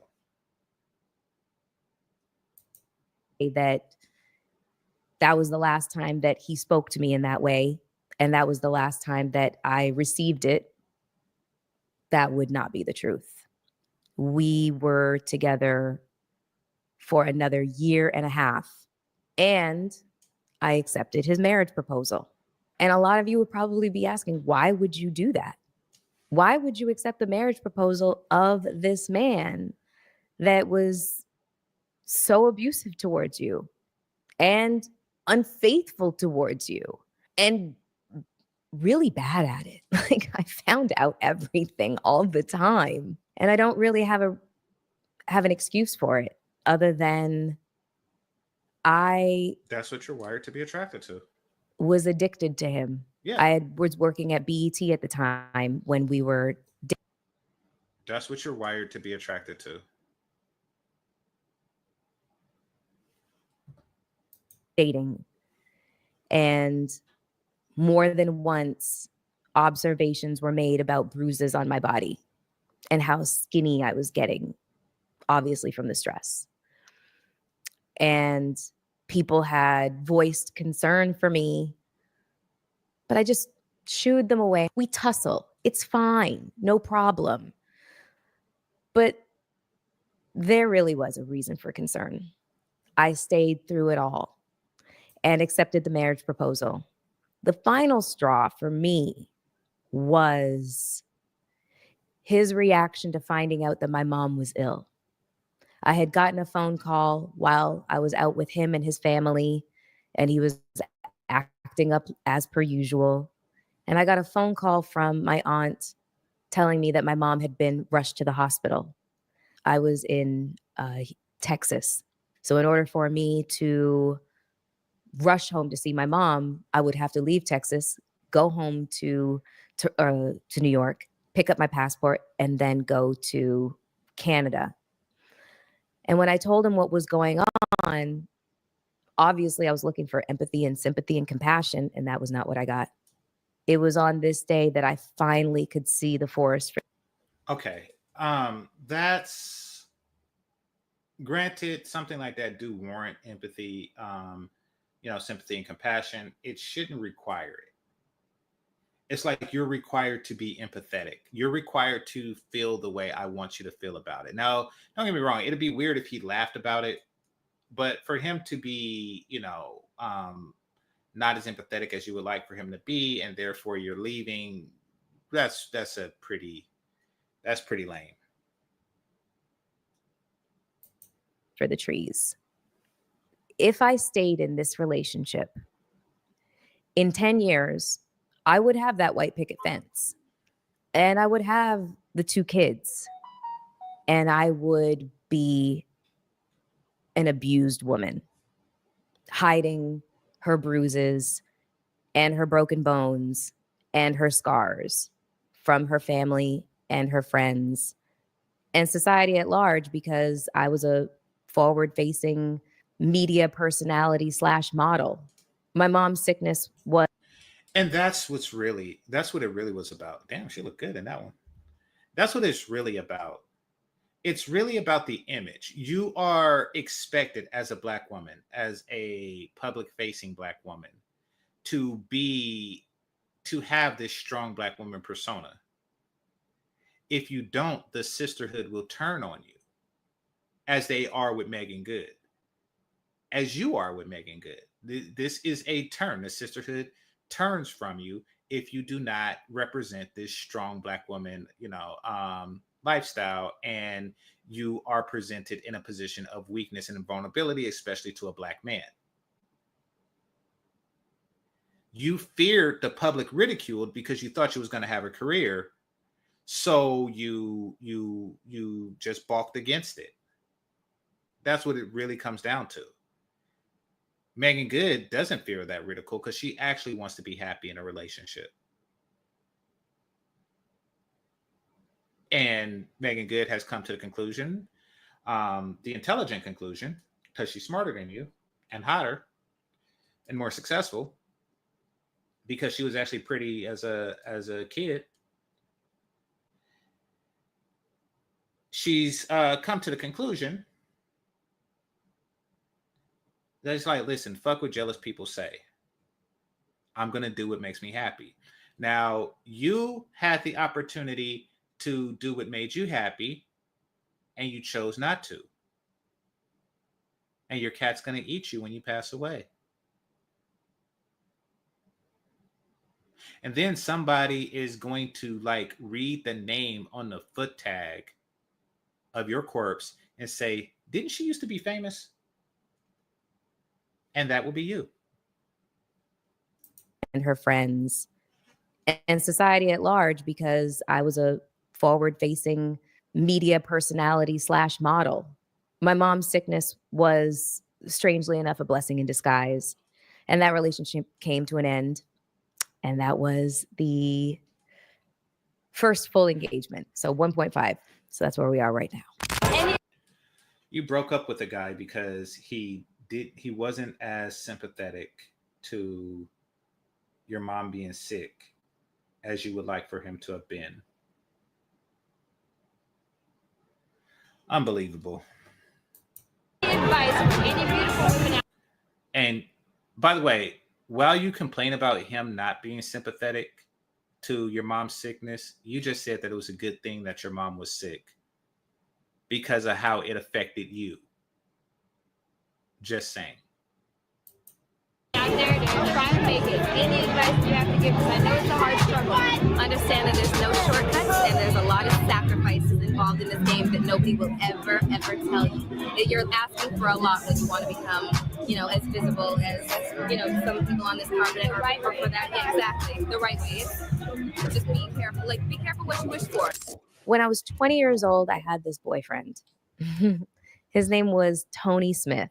I could say his name because you could throw a rock and hit a Tony Smith. It may as well be like John Doe. He was from Greensboro, North Carolina. And he had come up to Toronto to play for the Toronto Argos, which is a football team. Okay, so Tony Smith by itself is just like you said, you could throw a rock and hit a Tony Smith. It's like, yeah, but a Tony Smith from St. Louis, a Tony Smith that played for such and such. It's like, okay, now you're doxing. Now you done doxed them.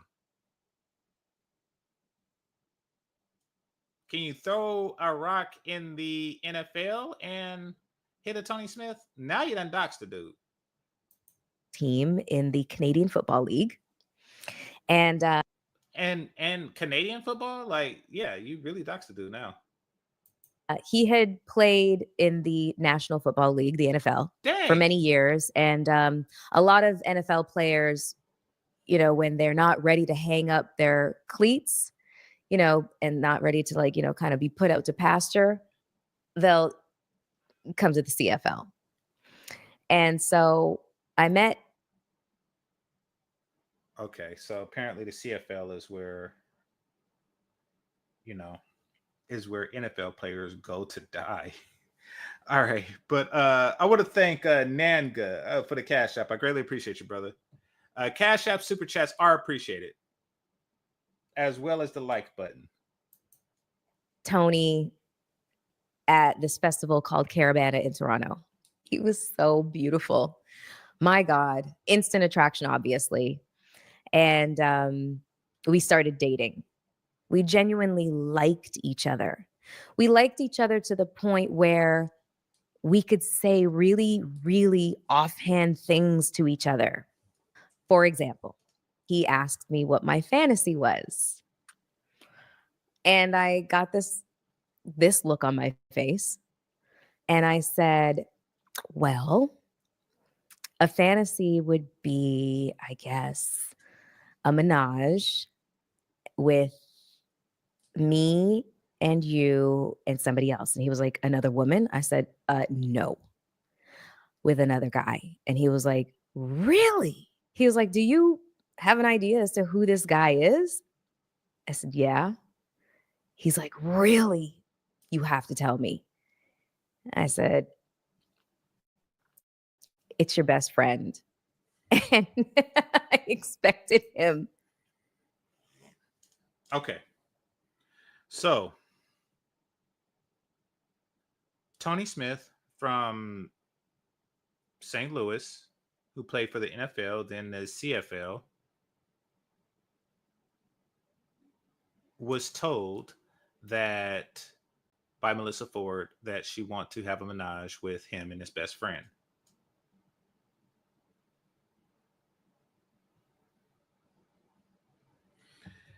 And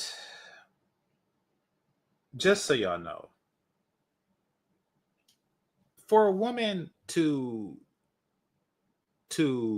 say that particular fantasy, that's not a fantasy. It's really a shit test. It's really a shit test. She don't have to fantasize about two men. She could literally come on my show and say, two of you in New York can get this, but y'all have to take it at the same time. You think that the women who do bukkake have a hard time recruiting, have like a hard time finding dudes for that? It's not a fantasy when it's easily obtainable. No, the reason why you said that is because you wanted to shit test him. And this is a special type of shit test. It's amazing how smart she thinks she is. This is a special type of shit test. Because, okay, so just by doing that, she shows that she's about the drama. She likes triggering guys. She likes to trigger guys. She likes to play with guys. You know, which in some guys she get a strong negative response. And those are the only ones that she really is just enamored with. Like, that's like she talked about the second guy. But when a guy says, what's your fantasy? You know, and he says, has a menage, you know, of course he's going to think two women. Of course he's going to think two women. And she was banking on that. And then she was going to just take it to, oh no, see, okay. Fellas, y'all need to know this. Women, certain women, and maybe this is more prevalent amongst attractive women, have scripts in their brain that they want you to follow, word for word. I'm going to repeat that. Certain women have scripts in their brain that they want you to follow, word for word. Meaning, I want you to say this, and then when I say this, you say this. And when I say this, you say this. And then when I say this, you say this. Listen, I first realized this, right? GameChanger story. I first realized this and I thought it was nuts until I realized how prevalent it was. And then it's just a part of being women. I seen two attractive females at the bus stop.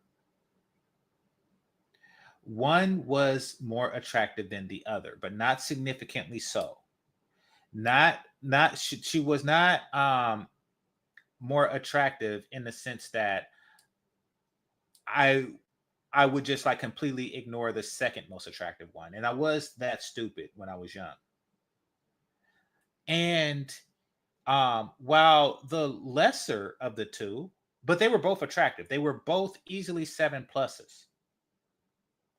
Now, the less attractive of the two was giving me choosing signals, while the more attractive woman was scowling. She was literally mugging. She was literally giving me like a fizz face. I was like, oh, okay. So to me, that made the choice easy, right? So I talked to and got with the lesser attractive of the two. And I called her on a house phone. That's how long ago this was. And we talked for a bit. And she was like, why didn't you get at such and such? Everybody else does. And then I said, and I lied, because I lie to women, as every man should, when it's in your best interest to do so. And I simply said, well, I was more attracted than you. I was more attracted to you. But then I threw in there, but she was looking at me funny. Why was she looking at me that way? She was like, no, you, because she wanted you to say to her, why are you looking at me that way? And then she say, because blah, blah, blah. And then you were supposed to say, well, what about blah? And then she was going to say, blah, blah, blah. And then you say blah. And then she looks at you like, and I was like, holy crap, your friend is insane. I was like, your friend is insane. Her friend was insane. Until I realized that was commonplace. And it's gotten worse since the internet. So she had this conversation. Somebody said I dodged a bullet. The other female was a lot more down to earth, absolutely. And we did have a lot of fun together before the relationship naturally took its course. Absolutely. So yes, I did. So it's a whole movie in their brains. Yes, exactly. And that is what Melyssa Ford had. She knew exactly how she wanted to play that out when she said that her fantasy was a menage a trois. Because she wanted the conversation to play out. That's why she said she could have just answered the question, I want to have a threesome with you and your friend. That was a fantasy of mine. Something about the fact that the two of you were that would be like, but she wanted it to play out a certain way. And she was surprised that it played out the way it did. Same with her last guy. Her last guy, when she told him her mother was sick, the conversation did not play out according to how she scripted it. Like, he wasn't as sympathetic as I would like to for him to have been. Translation, the conversation did not play out the way she wanted it to play out. He went off script.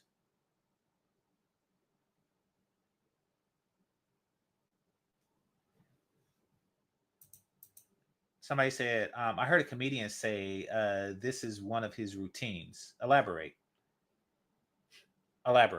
But because I've done stand-up, like not anything paid, just like open mics from time to time. And I do better when it's not scripted.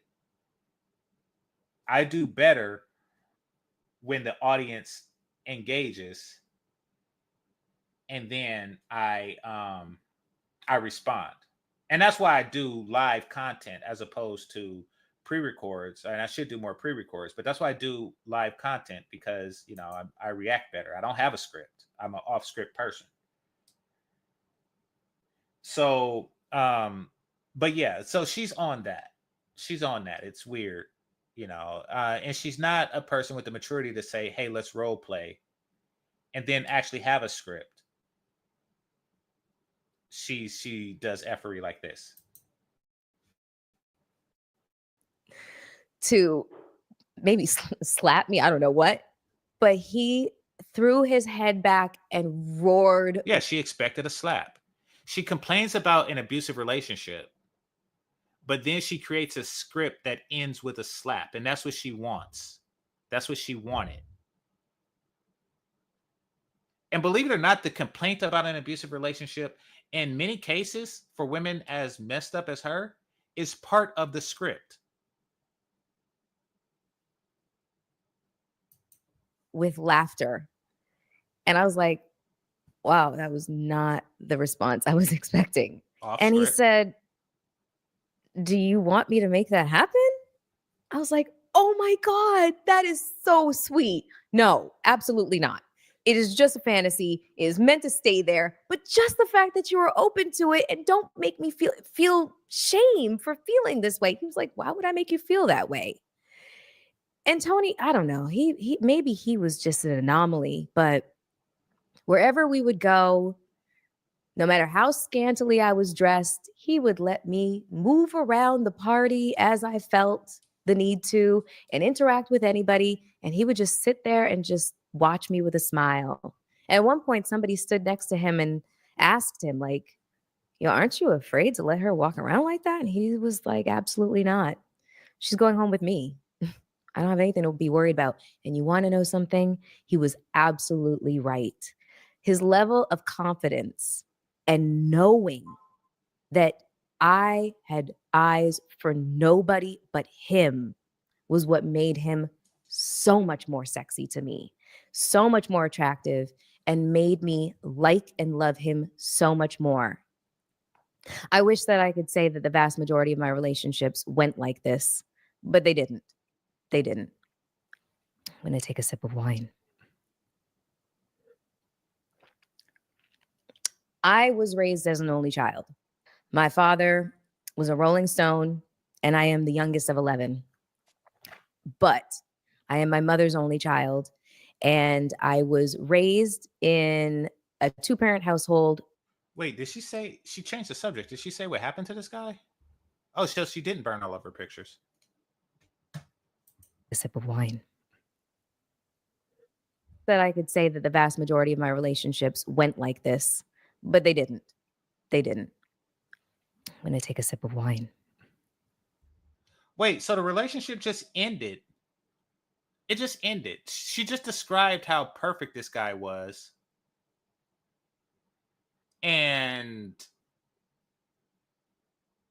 But this is like the 2.5 times that you were proposed to. I'm hoping that's not the end of the story, because you're not really saying where this went. And we all know where it went. I mean, where it went was he wasn't following the script.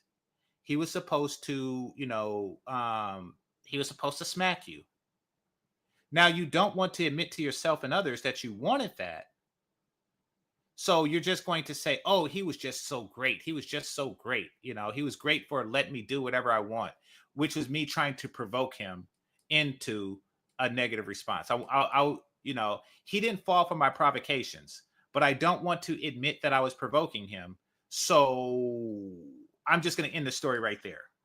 He was great, but we're not together.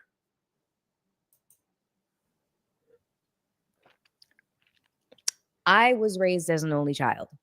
My father was a Rolling Stone, and I am the youngest of 11.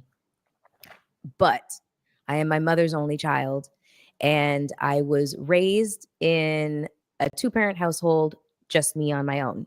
I used to wish constantly for a brother and a sister or a twin. It was around 6 when I figured out the twin thing was not going to happen.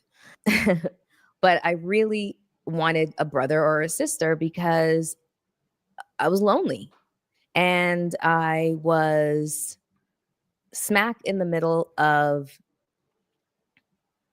a very tumultuous marriage.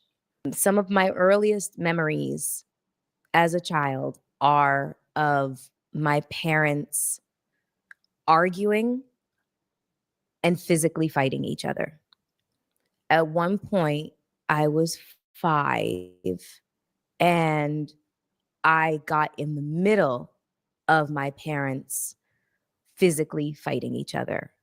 My mom was holding a glass pitcher above her head and was prepared to smash it. Wait, is this her father? When she say her parents, is she talking about her stepdad or her father? On my dad's head. And I want to say that this was in defense of herself. This was her protecting herself. So, needless to say, my first introduction to marriage and how men and women, the expectation of how they interact with each other on a romantic level was very, very, very, very traumatizing. And they didn't do anything to try to correct it. They didn't sit me down and explain things to me or apologize to me. I think that that's something that parents really miss the mark on a lot of the time, is that you are not perfect. You are human And to be a human being is to err. And sometimes you do things to. When was the last time you apologized to somebody for something?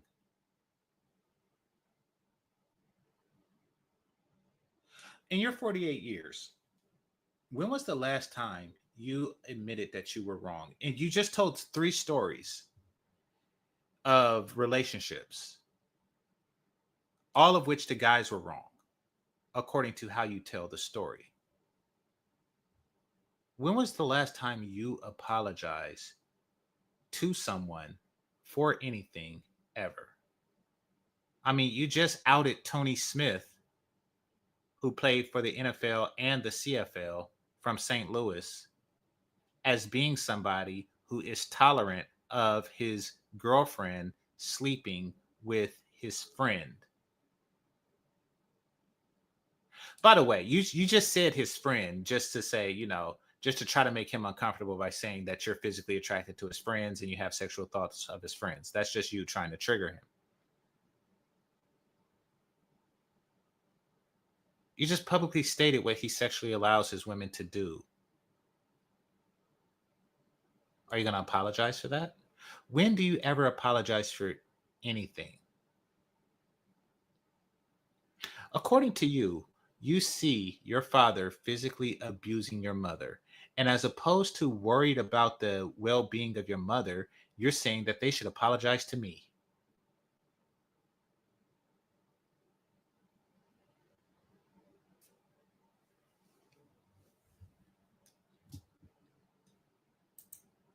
Unintentionally harm your children or traumatize them, and they deserve an explanation and they deserve an apology.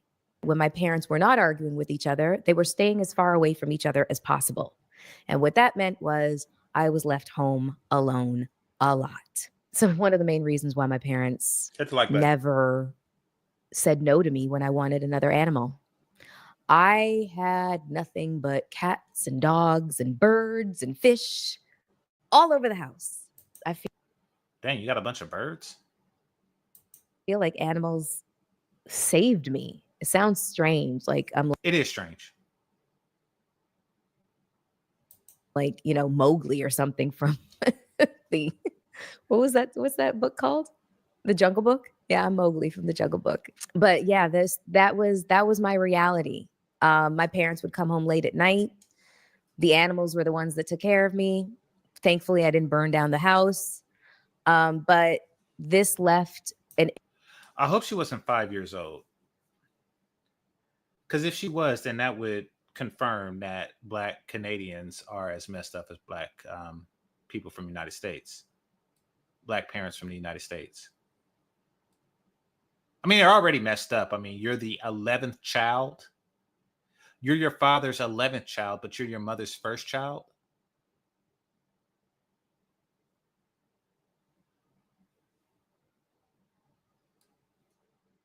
She's seen a dude with 10 kids and it's like, oh yeah, I want some of that.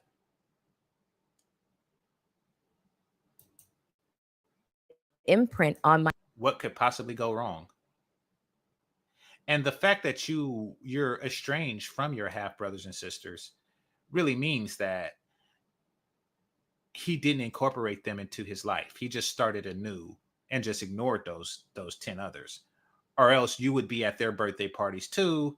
And, you know, it would be some type of effort to blend them. My brain as to the way that men and women interact with each other. And it left me with a very serious internalized distrust of men. I think that this is where I developed the disconnect of wanting to create progeny. You know, I just did not feel that urge. That's bullshit. Like other women have to have children. That's bullshit. That is straight up bullshit. And it is definitely intertwined with what I witnessed from a very early age as to my parents and their dysfunction. Okay, whenever a person does a self-psychoanalysis, it's always somebody else who did this. It's because of what someone did in my childhood that make me not want kids. No, you actually wanted kids at various aspects of your life. You wanted kids, you wanted families, and et cetera, et cetera, et cetera. But you don't want to admit that you have unaccomplished goals. So you're going to say these were never goals. I ended up getting an IUD implanted in my uterus. And when I say that sucker was Fort Knox, nothing was getting through that mofo. And it stayed in so long that it ultimately made the decision for me. But yet again, it's not like I felt any. If you're a big penis fellow, IUDs hurt like a motherfucker.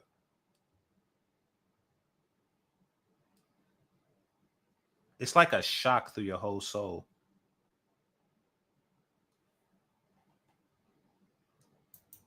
Source of pressure. Which leads me to the last engagement. When I was approximately 36, 37 years old. And I'll be honest, I thought that I was in love with this man, but I wasn't. What I was traumatized from an experience that had happened to me on a cruise ship. Wait, she said 2.5 times. So she just mentioned a random story about this Tony Smith guy. That was just a random story. That wasn't even like a proposal. That's weird. I was almost raped. And I could not be in the room alone with my own shadow. I was so traumatized by what had happened to me that when this man appeared, he was offering safety and security. He was physically huge, but he also came with a very secure lifestyle and a lot of security. And so I felt safe. And that's the only thing I was looking for. I was looking for safety. And so I lied to myself. And it was very easy to do that, to just dive in head first, forget the rocks below. And during the process of this relationship, I started to realize that I was losing myself completely and totally. Friends had started to notice, you know, Mel, you're paying a lot of attention to his career. What are you doing about yours? And I didn't want to hear it. I actually did not want to even. That's what a support system / helpmate does. You seem like a woman who sacrificed family for career and wound up with neither. If you think your career is going to get better now, you are insane. You are insane. I seen what you look like in your 20s. And sweetie, it's way more competition out there now for you. Like, I mean, there are broke women out there on OnlyFans who look better than you did at your best. So looks is not going to get you that far. You're not too bright or insightful or have much depth. So yeah, you sacrificed family for career and wound up with neither.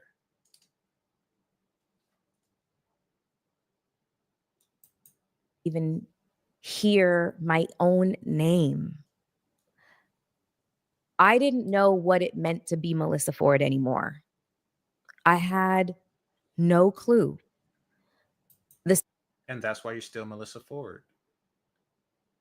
The sisterhood will constantly tell you to focus on your own self-interest and not the interests of others or family. And look at what it's gotten you.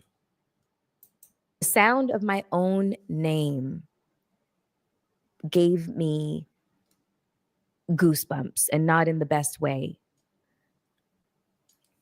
I was having a massive identity crisis. And so when he proposed, he didn't even get the full words out before I said yes, because I was running from myself. I was running from my truth. I was running from. You're running towards marriage. The two of you become one. She feels guilty for not thinking about herself enough. This woman is trash. These is things that men overlook and are willing to ignore when a woman is as she was in her 20s. You forget that she's trash every time you busting up.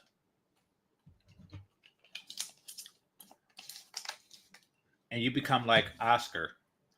This beautiful, beautiful garbage. This beautiful, beautiful trash. The healing journey that was on the horizon, I was running and I was trying to put the blinders on. But there was always that like internal sense of that steel core of resilience and tenacity inside of me that said, Melyssa, this is not your truth. This is not your path. This is not it. And it's scary. What is your path? I looked at your IMDb and I have to say that your path is shit.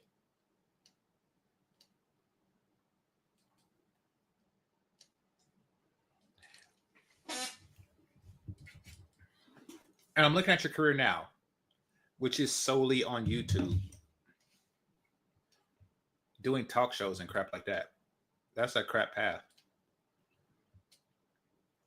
For you. Danica Marie is a married stay-at-home wife. And she's significantly younger and hotter than you. And she gets more views.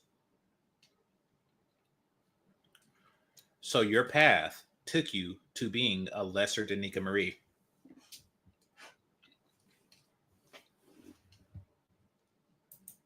As it was to keep trying to align myself with my internal compass.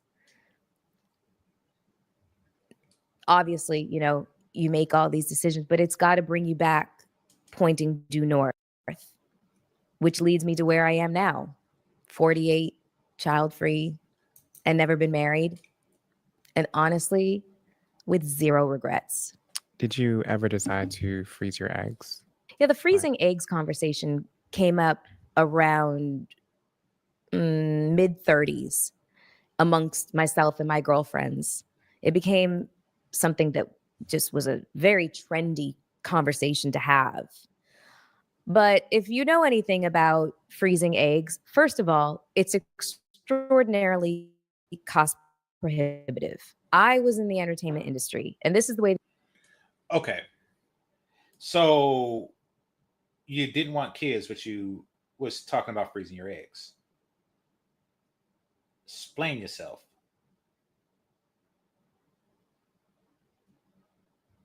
Explain yourself.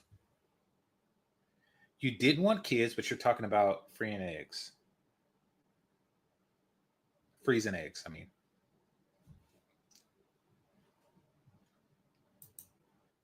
The entertainment industry goes. Feast, famine, feast, famine, feast, famine. Sometimes you're living high on the hog, and other times you are eating Ritz crackers and eating out of, like, you know, cans of tuna. A lot of times. I wonder what you're going through now. Somebody says she's flat out lying. Well, she's telling the truth about the fact that she couldn't afford to freeze her eggs. Like, I wish more women would actually tell that truth, because a lot of women, just like they have a script for men, they have a script for their lives. And, you know, sometimes since they, you know, it starts off education, career, you know, then family later on, they realize that they probably aren't going to get all of that done within their fertile years. So they tell themselves like, oh, I'll just freeze my eggs. But their career don't take off like they expect it to take off. And freezing eggs do cost money. I'm going to see how much money this freezing eggs costs. because there's a storage fee too. How much to freeze eggs? The cost of freezing eggs can range from $8,000 to $30,000 or more, depending on several factors. So we know what her economic state was. We know what her economic status was at that stage in her life. Now, keep in mind that this is her mid-30s. This is after she made the most money out of entertainment that she's going to make. This is after her height, after everything, after all of the, and she bragged about how she used to wake up and there'll be a blue box on the pillow. Like, after all that, she don't have $8,000 to $30,000 to freeze her damn eggs. After all that,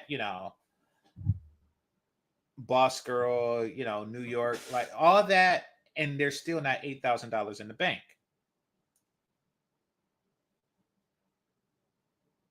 Hold on, because there's more to it. That's just the beginning. It says number of cycles. The number of cycles needed to retrieve enough healthy eggs can vary depending on your age. Yeah, okay. The cost of hormone injections to prepare your ovulation and eggs for retrieval can vary depending on your response to the medication. The number of appointments you need for ultrasounds and blood tests while taking hormone injections can vary. Dang. There's an annual fee for storing your frozen eggs, which can range from $350 to $1,500. Some insurance company covers egg freezing, but only if it's deemed medically necessary. It's never medically necessary because something that's medically necessary is a person's ability to stay alive themselves. That's when it's a medical necessity. A person's ability to give life is rarely a medical necessity. In fact, I can't think of a situation where there is, unless you like really need some stem cells, so you have a baby to attract stem cells from. That was just one thing I thought was sick, but I wasn't in their shoes, so I never had to make such hard decisions. Where one child was sick and they gave birth to another child to donate to the first child, I was like, oh crap. But I'd never had a sick child like that, so I'm not gonna judge. I'm just saying that's a horrific decision to make. It's bad no matter what. It's freelance work. You don't know when your next paycheck is gonna come, and sometimes you will go a whole year without a job, and you are fighting to make ends meet and stretching $10,000 to last over the course of 6 months to a year. I'm glad she's actually honest about this part. I am glad about that. Because what a lot of women do is they do live like that. They do try to stretch $10,000, for 6 months, which is $20K a year, which is well below what they would say if a man was doing that. He's broke. He's broke, he's dusty, et cetera, et cetera, et cetera. So I am glad that she's willing to do that. Because she, if anybody, could walk up to a dude like, oh no, I'm a boss bitch and I need a man that, that make this, and this, and then bring up old pictures of herself. Like, don't you know I was on BET? I have become accustomed to a certain lifestyle. But what she's saying now is women who are saying that they may be accustomed to, the high life, but they're also accustomed to the low life.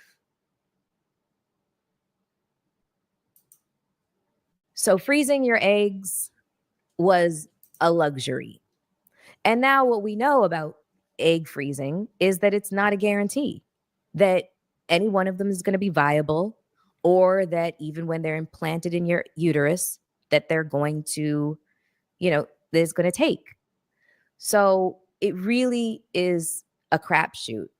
And it's also an extraordinarily painful process. I have a friend him and his wife is going through this too. Another thing, and this is what I suspect, I didn't tell him this. The doctors don't really have a motivation to make it work. Because, and this is with in vitro, they get paid by the number of times you attempt in vitro. So say you have like 10 eggs stored. Oh, and by the way, the price I was given is probably for one egg, but one egg don't always take. So say you have like 10 eggs stored. Well, the doctor, he don't want to get paid for trying to impregnate you on that first egg. He's going to be like, oh, nah, it didn't work the first time around, so I'm going to need more money. I'm going to need more money. So you pay more money. He's like, oh, yeah, no, it didn't work this time around, so I'm going to need more money. I'm going to need more money. So you try the second time around, and it's like, yeah, it didn't work the second time around. I'm going to need more money. Wait, was I on the third? No. So you tried the fourth time, and it's like, yeah, it didn't work the fourth time. I'm going to need more money. I'm going to need more money. He could do this until the last egg. And I suspect, and this isn't from anything like that's proven, and this isn't anything I would do if I was a doctor, but I do feel that a lot of them are hustlers. A lot of doctors are hustlers, and that is a hustle. And that's you can't get caught. You can't get caught doing that. So, yeah.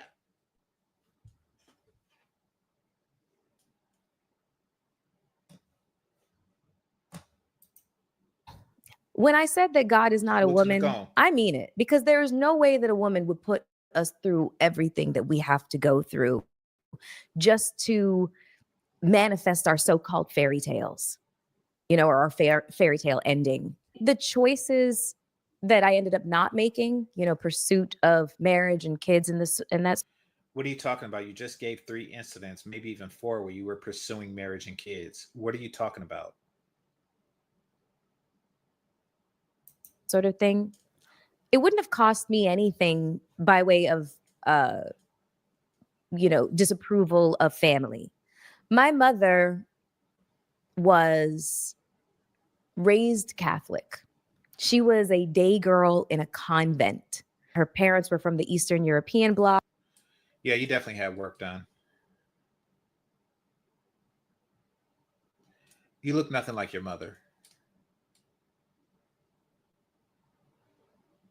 And I'm not talking about because of the race thing where you're mulatto and she's white. You look nothing like your mother. She lived in Europe until she was 15 years old when her family immigrated to Canada, and her mother died shortly after they had immigrated. My mother was 15, almost 16 years old. And my mother ended up meeting my godmother in the same high school, in the same grade as I met my best friend, but 30 years apart, which is so cute and so funny. And when they met, they're both from the old country and they'd both been raised Catholic. They both said to each other, let's make a pact. If we ever have female children, we're not going to raise them Catholic. There's something about Catholicism that makes women feel like they're second-class citizens. Okay. What she said and what she's about to continue to say is the genesis of passport bro behavior. Ever notice that, I'm talking about the black guys, that the passport bros tend to gravitate towards Catholic countries or countries where the dominant religion is Catholicism when they're looking for submissive women? Ever notice that? Like, stop and think about that for a second. Brazil. Oh, what's the primary religion in Brazil? Oh. Dominican Republic. Oh. Colombia. Oh. Philippines. Oh, what's the other one? Well, I guess Thailand would be an exception, unless there's something that I don't know about Thailand. But yeah, I'm missing one. Let's see. I know it's like 5. There's Dominican, there's Colombia, there's Brazil, Thailand, Philippines. Yeah. So 4 out of the 5.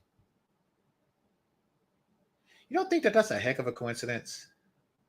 And this isn't anything against Protestantism to people like myself who are Protestant, but I mean, I have to call out that the reason that the Protestant religion had became popular is because of Henry VIII's desire to divorce his wife. So really, we have a religion that's born in divorce, and we're wondering why we have these problems today in primarily Protestant nations like the US, and it's out of control, and like England, it's out of control. So there is a there. So when her mother tells her to avoid Catholicism, what she really means is, I'm going to avoid submission to a man. How much monies are y'all willing to bet that her mother's friend is a Black woman who brought her into the sisterhood? And I'm thinking that her father may have been a pimp, and her mother may have been no, I'm not going to say that. That's what I'm thinking. I could be wrong.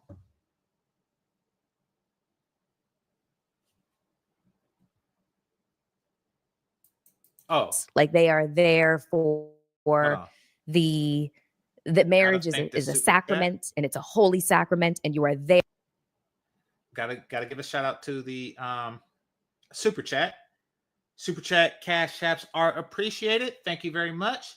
Truth and Reality Undefeated says she has the 1,000 peen stare. Just 1,000?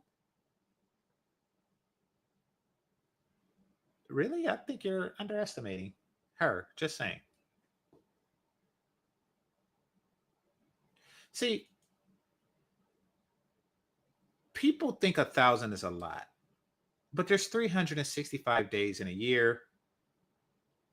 And she is 48, which means that it's been 30 adult years. She's been over 18 for 30 years. Now, every 10 years is 3,650 days. So basically, she's been an adult for well over, or a little over 10 years, or excuse me, 10,000 days. If you think only 10% of those days was spent in some new penis, you got another thing coming. She literally said her fantasy was to have 2 guys. So she fantasizes about 2 peens in one day, or in one session. Yeah. There to obey your husband without any, consideration as to what you may need, what you may feel, what you may want. And they had seen their mothers and their grandmothers and their aunts live lives that did not belong to them, and they decided that that was not the lives that they were going to give their female children. So my mother had me, and my godmother Renata had a daughter named Laura, and we were not raised religious at all, to the point where I literally told. Tell us what happened to Lenora. My mom, I was like, can I go to Catholic school? She was like, no. I really just wanted to go because I liked the uniforms and I didn't want to look for something to wear every single day. But my mother was steadfast that no, any curiosity that you have with religion, you can go and seek that. This is them raising their daughters to be strong, independent women. Out on your own, but I'm not going to hold you to, an indoctrination that doesn't really belong to you. You make your own choices. And so when it came to checking boxes, my mom had already decided what my daughter's life is for her to live. And I'm lucky in that way. Very, very lucky in that way. My mom gave me suggestions and she made observations. You talk about independence, but your mom won't let you live that life. Your mom is determining, like, yeah, your mom is determining your life. She pointed you in the direction of the sisterhood and told you you were independent. But they were always so subtle. And she always knew that I was going to do whatever I wanted to do, however I wanted to do it. And that was the end of the story. I was a very strong-willed child, strong-willed teenager, strong-willed young lady, strong-willed adult woman. So I was never subject to those checked boxes, but I found myself in conversation over the years with many, many women that felt that pressure. And when it comes to those checked boxes, as it relates to marriage, I'm not sure if the vast majority of us go looking for these as factors in. No, they don't look at it. They don't look for it when they should be looking for it. See, marriage is a long-term thing. It takes foresight for a woman to want marriage, so they don't wind up in your situation. That's what, kind of like a person who is getting good grades when they're in elementary because they're preparing to go to the best university. It's kind of like that. It requires foresight, of which you have none. But it does mean that women without foresight don't see the value in marriage until they're your age, and Vivica Fox's age, and Lisa Ray's age, and Maya's age, et cetera, et cetera, et cetera. Like, this just goes on and on.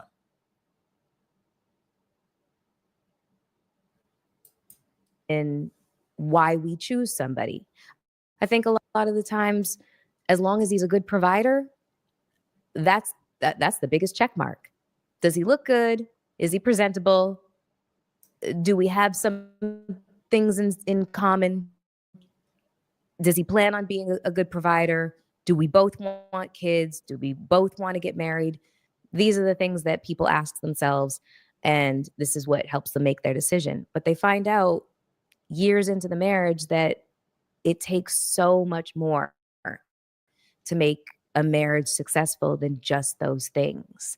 One of the main things that I think is missing from a lot of people deciding on getting married is how much of a friendship have you built with this person?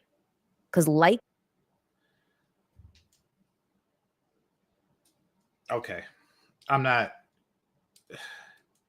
She's basically just trying to give a criteria to, this is what they do. They want to negotiate from a stance of you're inadequate. So they come with stuff like, you have this, and this, you check off all these boxes, but, I'm looking for somebody that I have built a friendship with. Nobody wants to be your friend. And I'm not talking about in a romantic sense, like, like friend zone, like the guy I actually want to smash type deal. I'm talking about male, female, et cetera, et cetera, et cetera. You're not a likable person. So if you are trying to find marriage out of your group of friends, your non-friend zone friends, you have another thing coming, because nobody wants to be your friends. And fewer people want to be in your friend zone the older you get.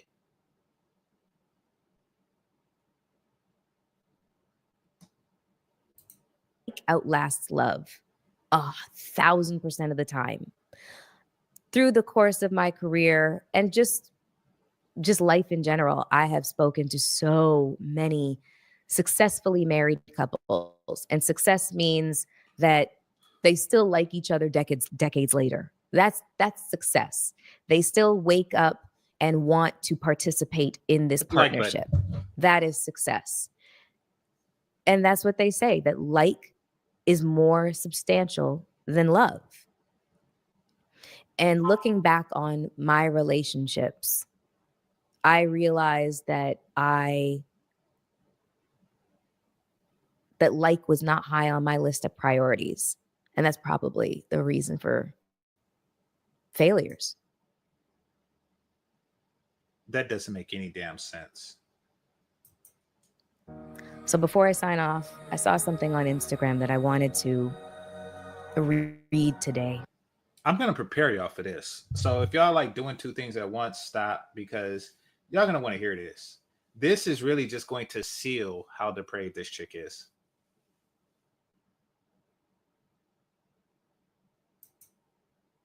It says marriage is the lowest paid form of sex work. Women are owed reparations. The people.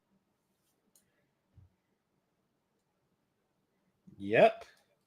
Y'all heard it and y'all read it. Marriage is the lowest paid form of sex work. This is why I truly believe that her mom was an actual hoe. People always say, GameChanger, why do you say that Black women are all 3 degrees of separation or less from an actual prostitute?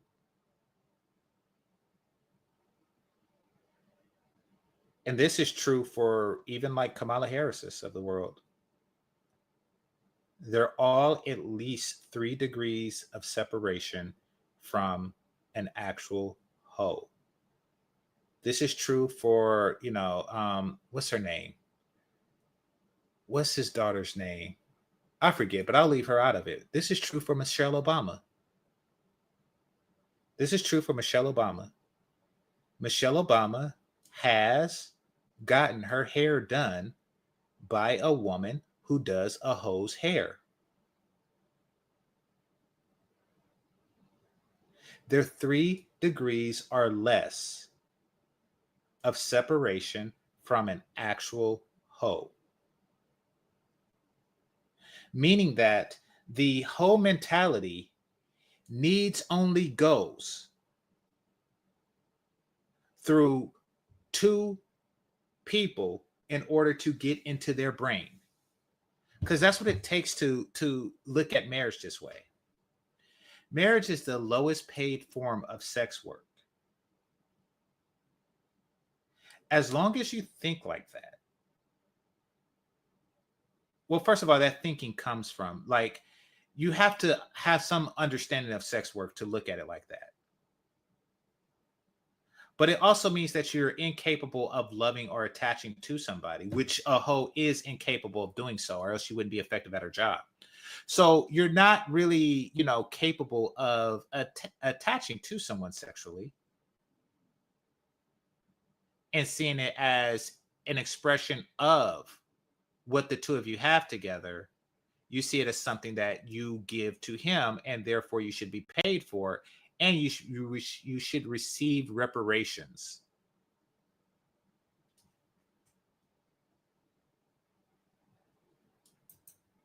People we lay with are the people who are most likely to kill us, which sounds really dark, but that's the reality we're living in. The reality is women have lost their lives in pursuit of men. Women have lost their futures in pursuit of love. I think we all...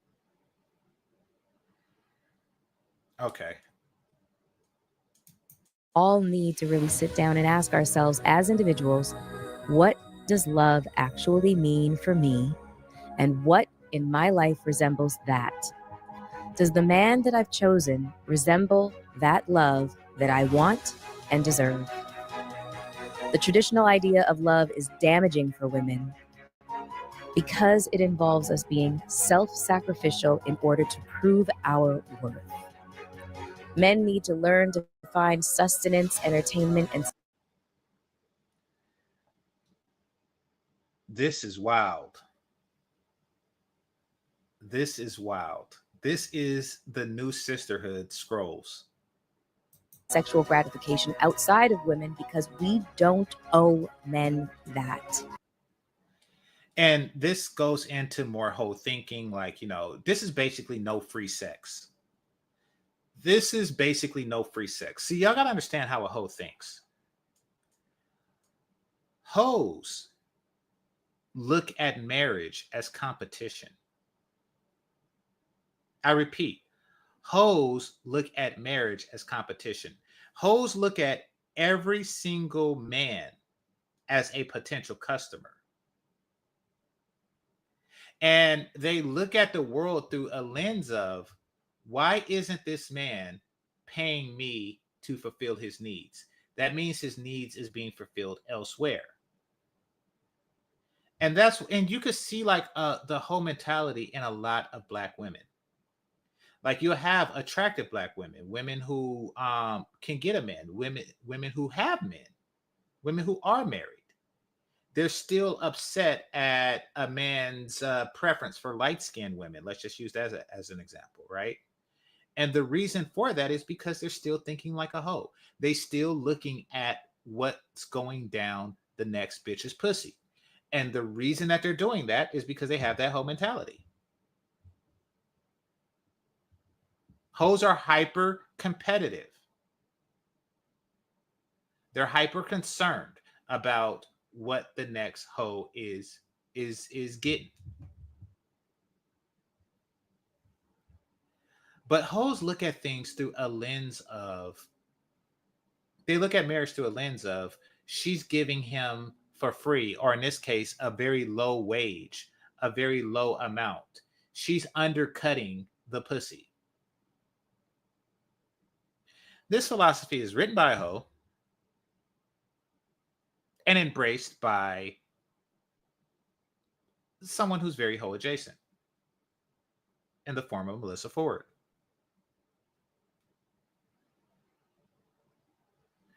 And then this last thing, men need to learn to find sustenance in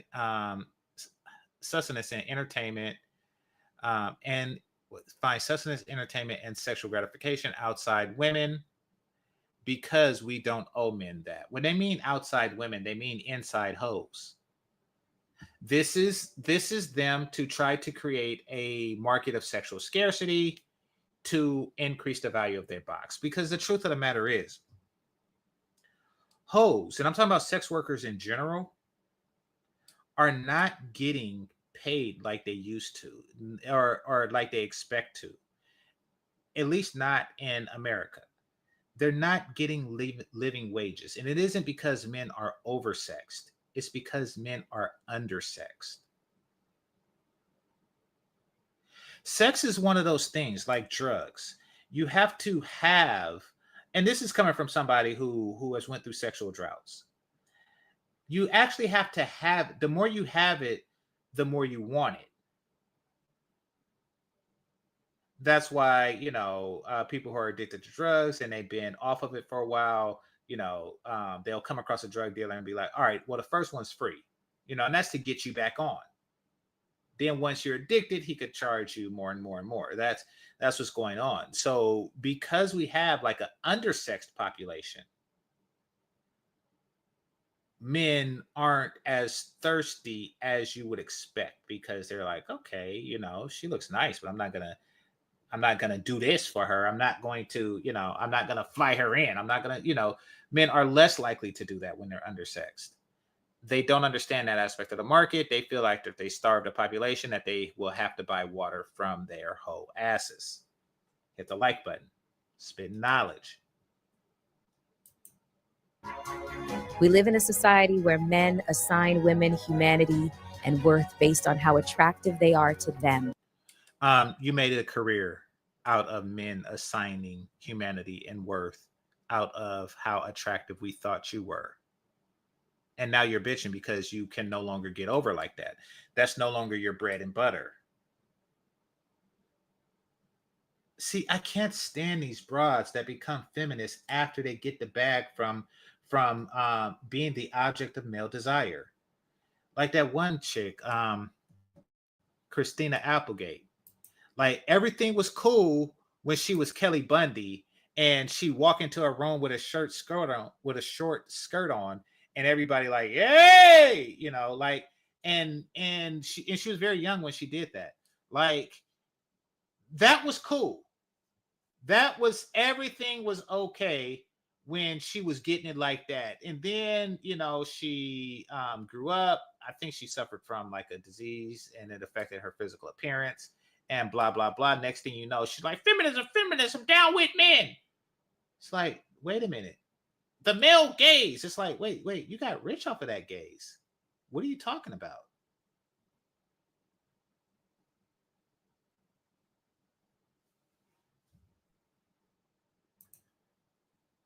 Melyssa put out so much information about her history that hurts her chances of getting a good real man. She admitted that the world, she admitted to the world that she's a 304 and a cheater. Yeah, pretty much. Pretty much. And she didn't apologize for it. Like, you know, it's one thing to get on. I mean, like she comes here, listen. You're stupid if you ever marry a woman who says stuff like, you know, marriage is the cheapest form of prostitution.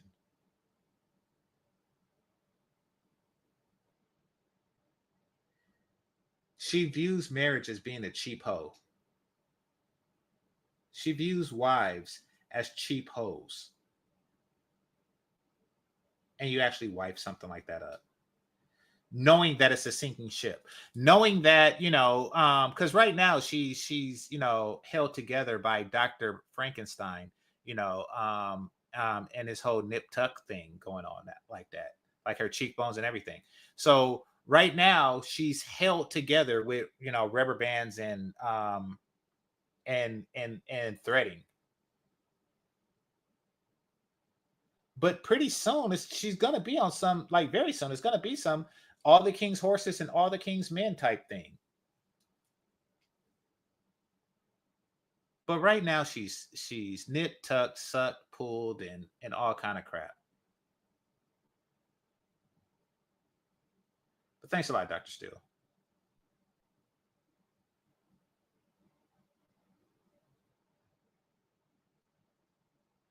Says, damn, Christina Applegate done work worth 25 million. So she's worth 10 times more. So Melyssa Ford got 2.5 million. I don't think so. Then Melyssa. Keisha can't even get paid anywhere where Becky can. Keisha takes another L. I would doubt. Hold on, let me see. I doubt her net worth is 2.5 mil because she just bought a house. Like at 48, I would assume that, you know, if she had that amount, she would have bought it a long time ago. Hold on.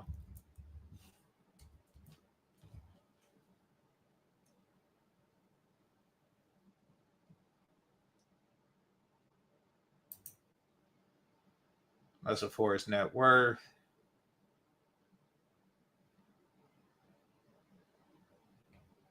It didn't just pop up. That's strange. Oh, is a Canadian actress who has a net worth of $2 million. Okay, so you're right. I mean, if this article is right, which I doubt.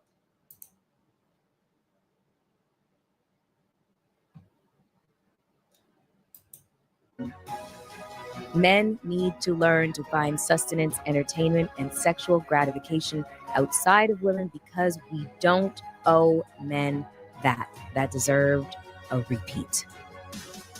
Thank you so much for joining me on this very personal episode.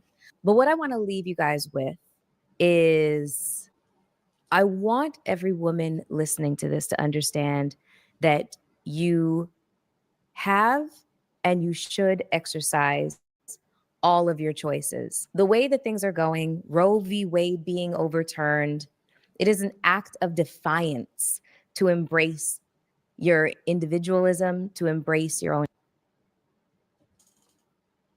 First of all, it's strange that she thinks that defiance is a good thing. It's an act of defiance. It's like, okay, is that supposed to be a good thing? Oh, and by the way, this whole marriage is the cheapest form of prostitution is really the reason that they're hating on women like Megan Good. Because they really want guys like Jonathan Majors to trick on them.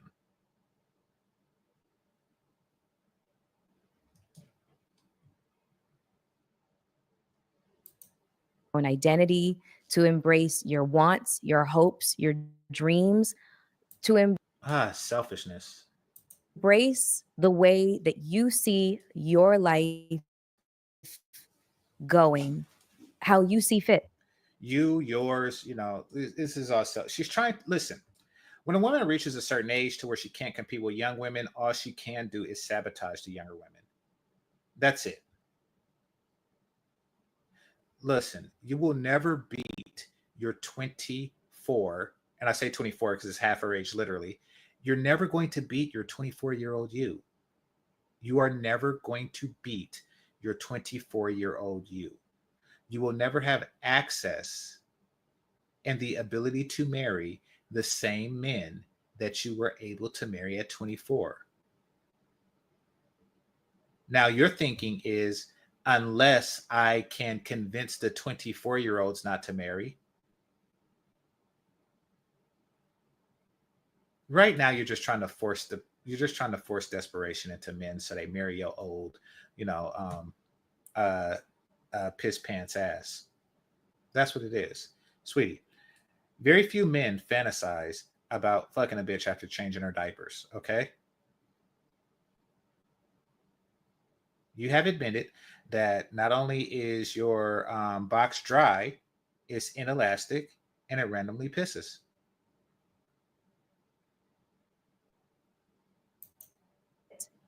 It is your life to decide what happens in it. If you want to get out of bed and you want to make a million things happen in the course of the day, or if you want to be lazy and do absolutely nothing, everything is your choice. And in addition to that, I already know that. There's a phrase that I heard recently that I absolutely love. If somebody like Megan Good chooses to be a supportive helpmate to a talented actor who went through hard times, then that's also her choice.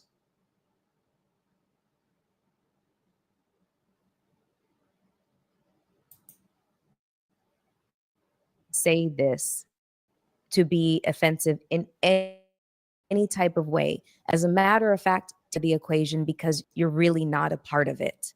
And that is said with love. The phrase is decentering.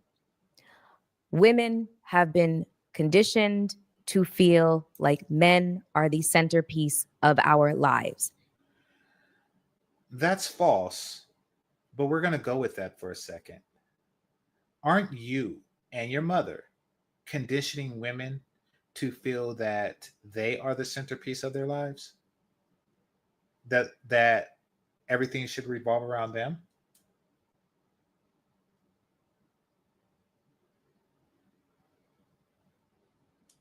So now we know that she is a dry vagina, loose vagina, piss pants of a woman who's trying to decenter men. Unbelievable. Unfucking believable. And everything else takes place on the peripheral. Our careers, Your careers was men. You were paid for your looks by your own admission. Your career was men.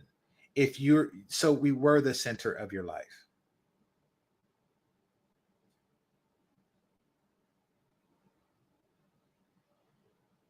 Your career was men. It was men's desire for you.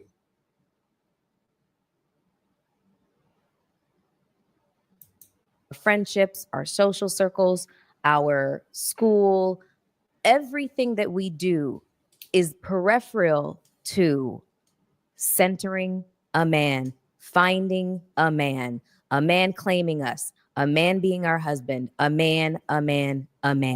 When in actuality, it's you. It's about you and it's about your choice. If you never end up finding the quote unquote one, guess what? There's so much more that life has to offer you. Yeah. Like cats.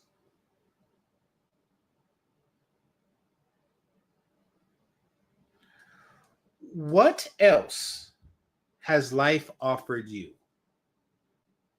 You are a 48-year-old cat woman with no children and no eggs to make any. What? And you don't have a functioning vagina. You have a diminished vajayjay. What do life offer you right now? What does life offer you? What, wine?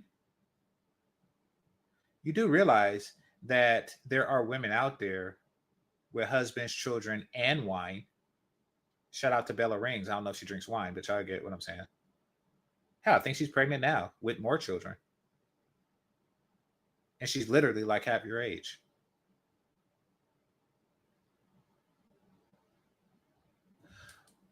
What does life have to offer you that's more precious than Bella Ring's kids?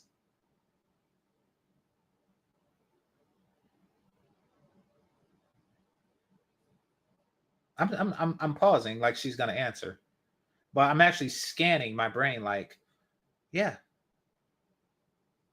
What has 30 years of selfishness gotten you? It's gotten you a glass of wine and a podcast that's less successful than Danica Marie's podcast. Who's married?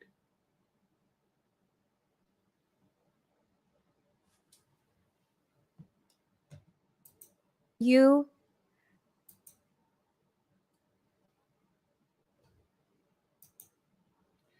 Is she starting to sound feminist? Is Nick Fuentes starting to sound racist? Like,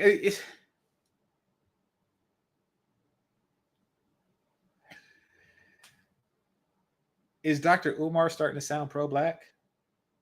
Is Derek Jackson starting to sound like a simp? that will make it okay. Love is wonderful. Finding a relationship. Everything before the word "but" is bullshit. Is wonderful, but not at the expense. See, there you go. Of yourself. And that's just my little bit of lived wisdom and experience. These are the things that I've learned. And I hope that what I've shared with you today, you find useful in any way, shape, or form. Maybe you don't want to be anything like me. And that's... Yeah, you're smart if you don't. By the way, and I know y'all have people like this in your family, your friend group, maybe even your girl or wife. Women who put clothing on dogs are freaking fucking insane. I should say childless women who put clothes on dogs are freaking fucking insane. Basically, all of their maternal instinct is being expressed on non-human pets, including the instinct to clothe and see what said child looks like in clothes.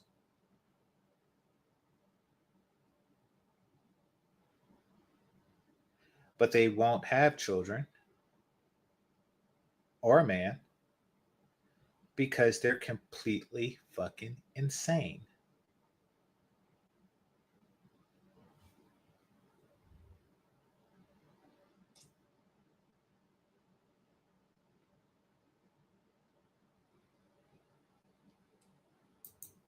Completely okay. But hopefully some of the stories that I've told you today resonated with you in some way, where you felt seen, heard, understood, but at the very least, entertained. Thank you so much for joining me, everybody, on Hot and Bothered with Melyssa Ford. See you soon. Okay, so that's the end of that. I'm going to read some of the comments here.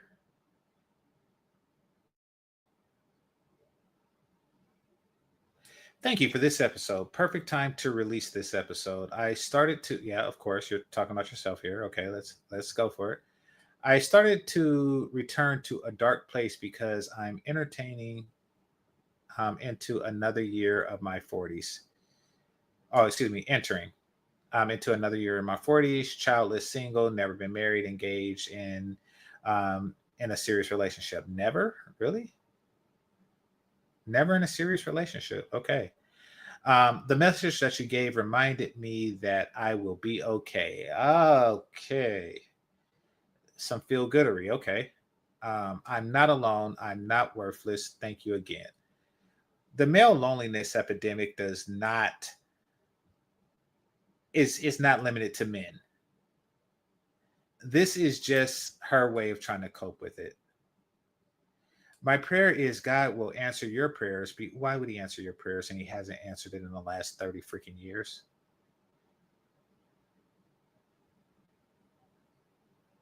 I remember I prayed for an A on a chemistry test. Like, what if the teacher in high school, what if the teacher goes back and give me an A now?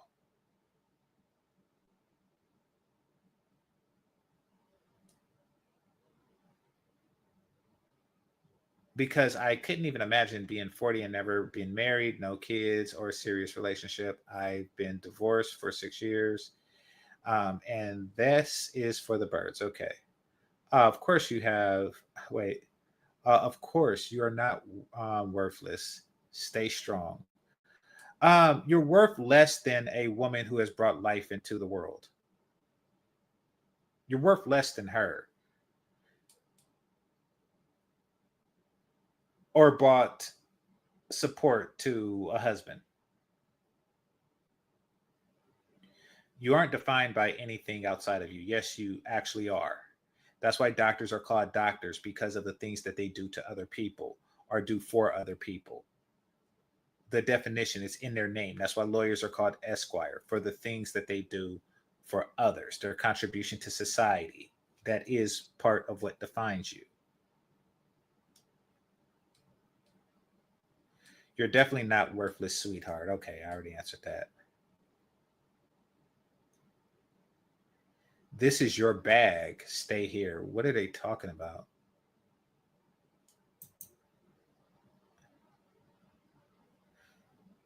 Agreed. I was locked in after fiance number 2. It's her realness in her own voice, and we love it. She doesn't get the space to be fully herself in an uninterrupted way in other spaces. Okay, you're not like, what is this?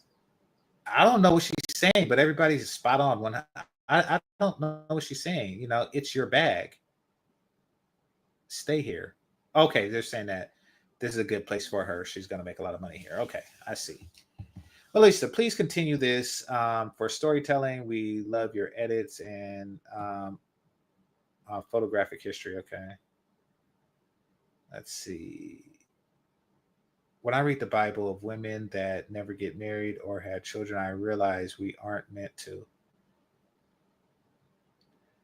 Love this. When I read the Bible of women that never married or had children, I realize that we aren't all meant to. Which stories in the Bible is that?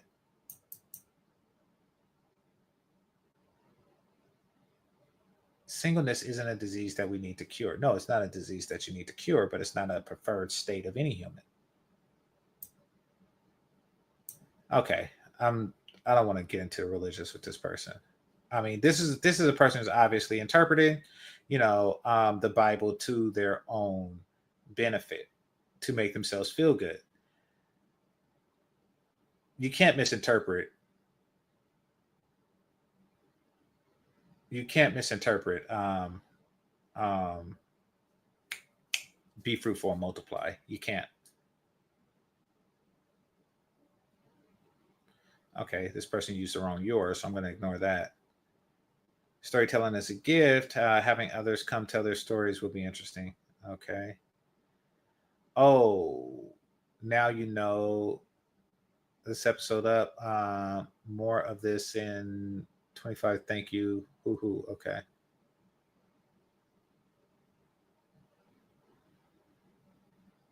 Melyssa, you don't get the credit you deserve. You are an OG and you have so much to contribute to the world. Thanks. All right. All right. So enough of that. Anyway, past the 3-hour mark. I'll read some comments and I'm going to head out.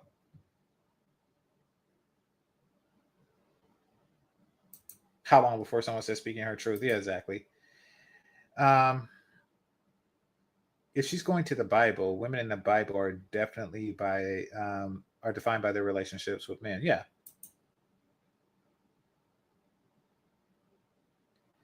It literally calls them foolish virgins. Yeah, exactly. I mean, once again, these are sad women who are just trying to cope with poor decisions or just bad luck in some cases, but really in most of these cases, it's poor decisions. Like sometimes it is just bad luck, but it's careful. You got to be careful not to, if it is bad luck, not to encourage other women to make poor decisions. You got to be careful with that. All right. Let's see.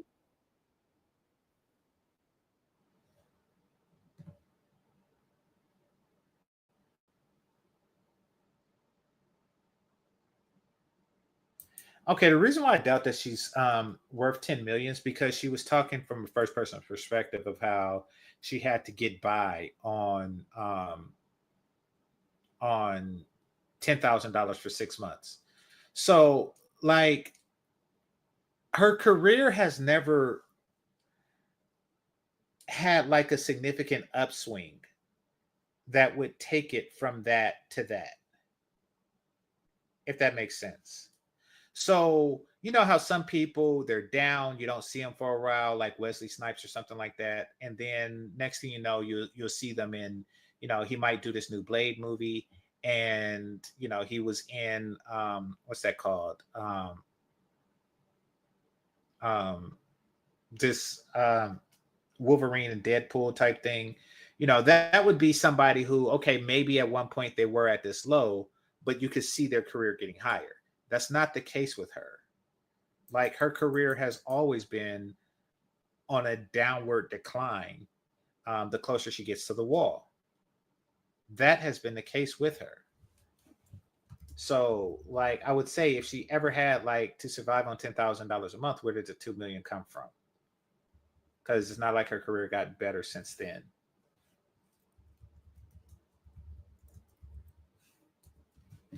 So, okay, for example, so Megan Good next net worth is estimated around $10 million.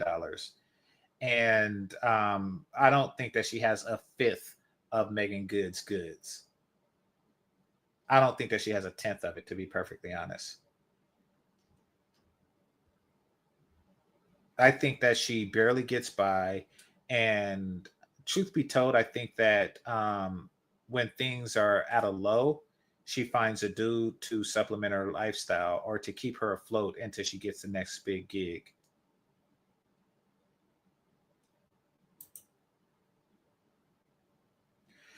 She's been a fourth tier celebrity. She's never been in a regular.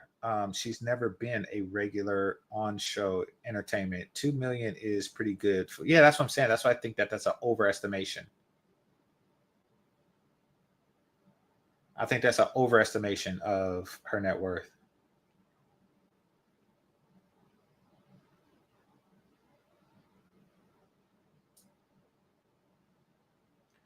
All right. Anyway, let me just see. Well, I'll see afterwards. I was gonna see where my super chats are at, but I'll see afterwards. I'm not gonna bother y'all with that. So I gotta go. But I like to thank, or I mean, my likes are at. But I like to thank everybody that participated, the Cash App super chats. Most importantly, the members, managers, and moderators, those who are listening silently, and those who participate in the chat. Make sure you hit the like button on your way out. And this is GameChanger 00100. Game over. Peace.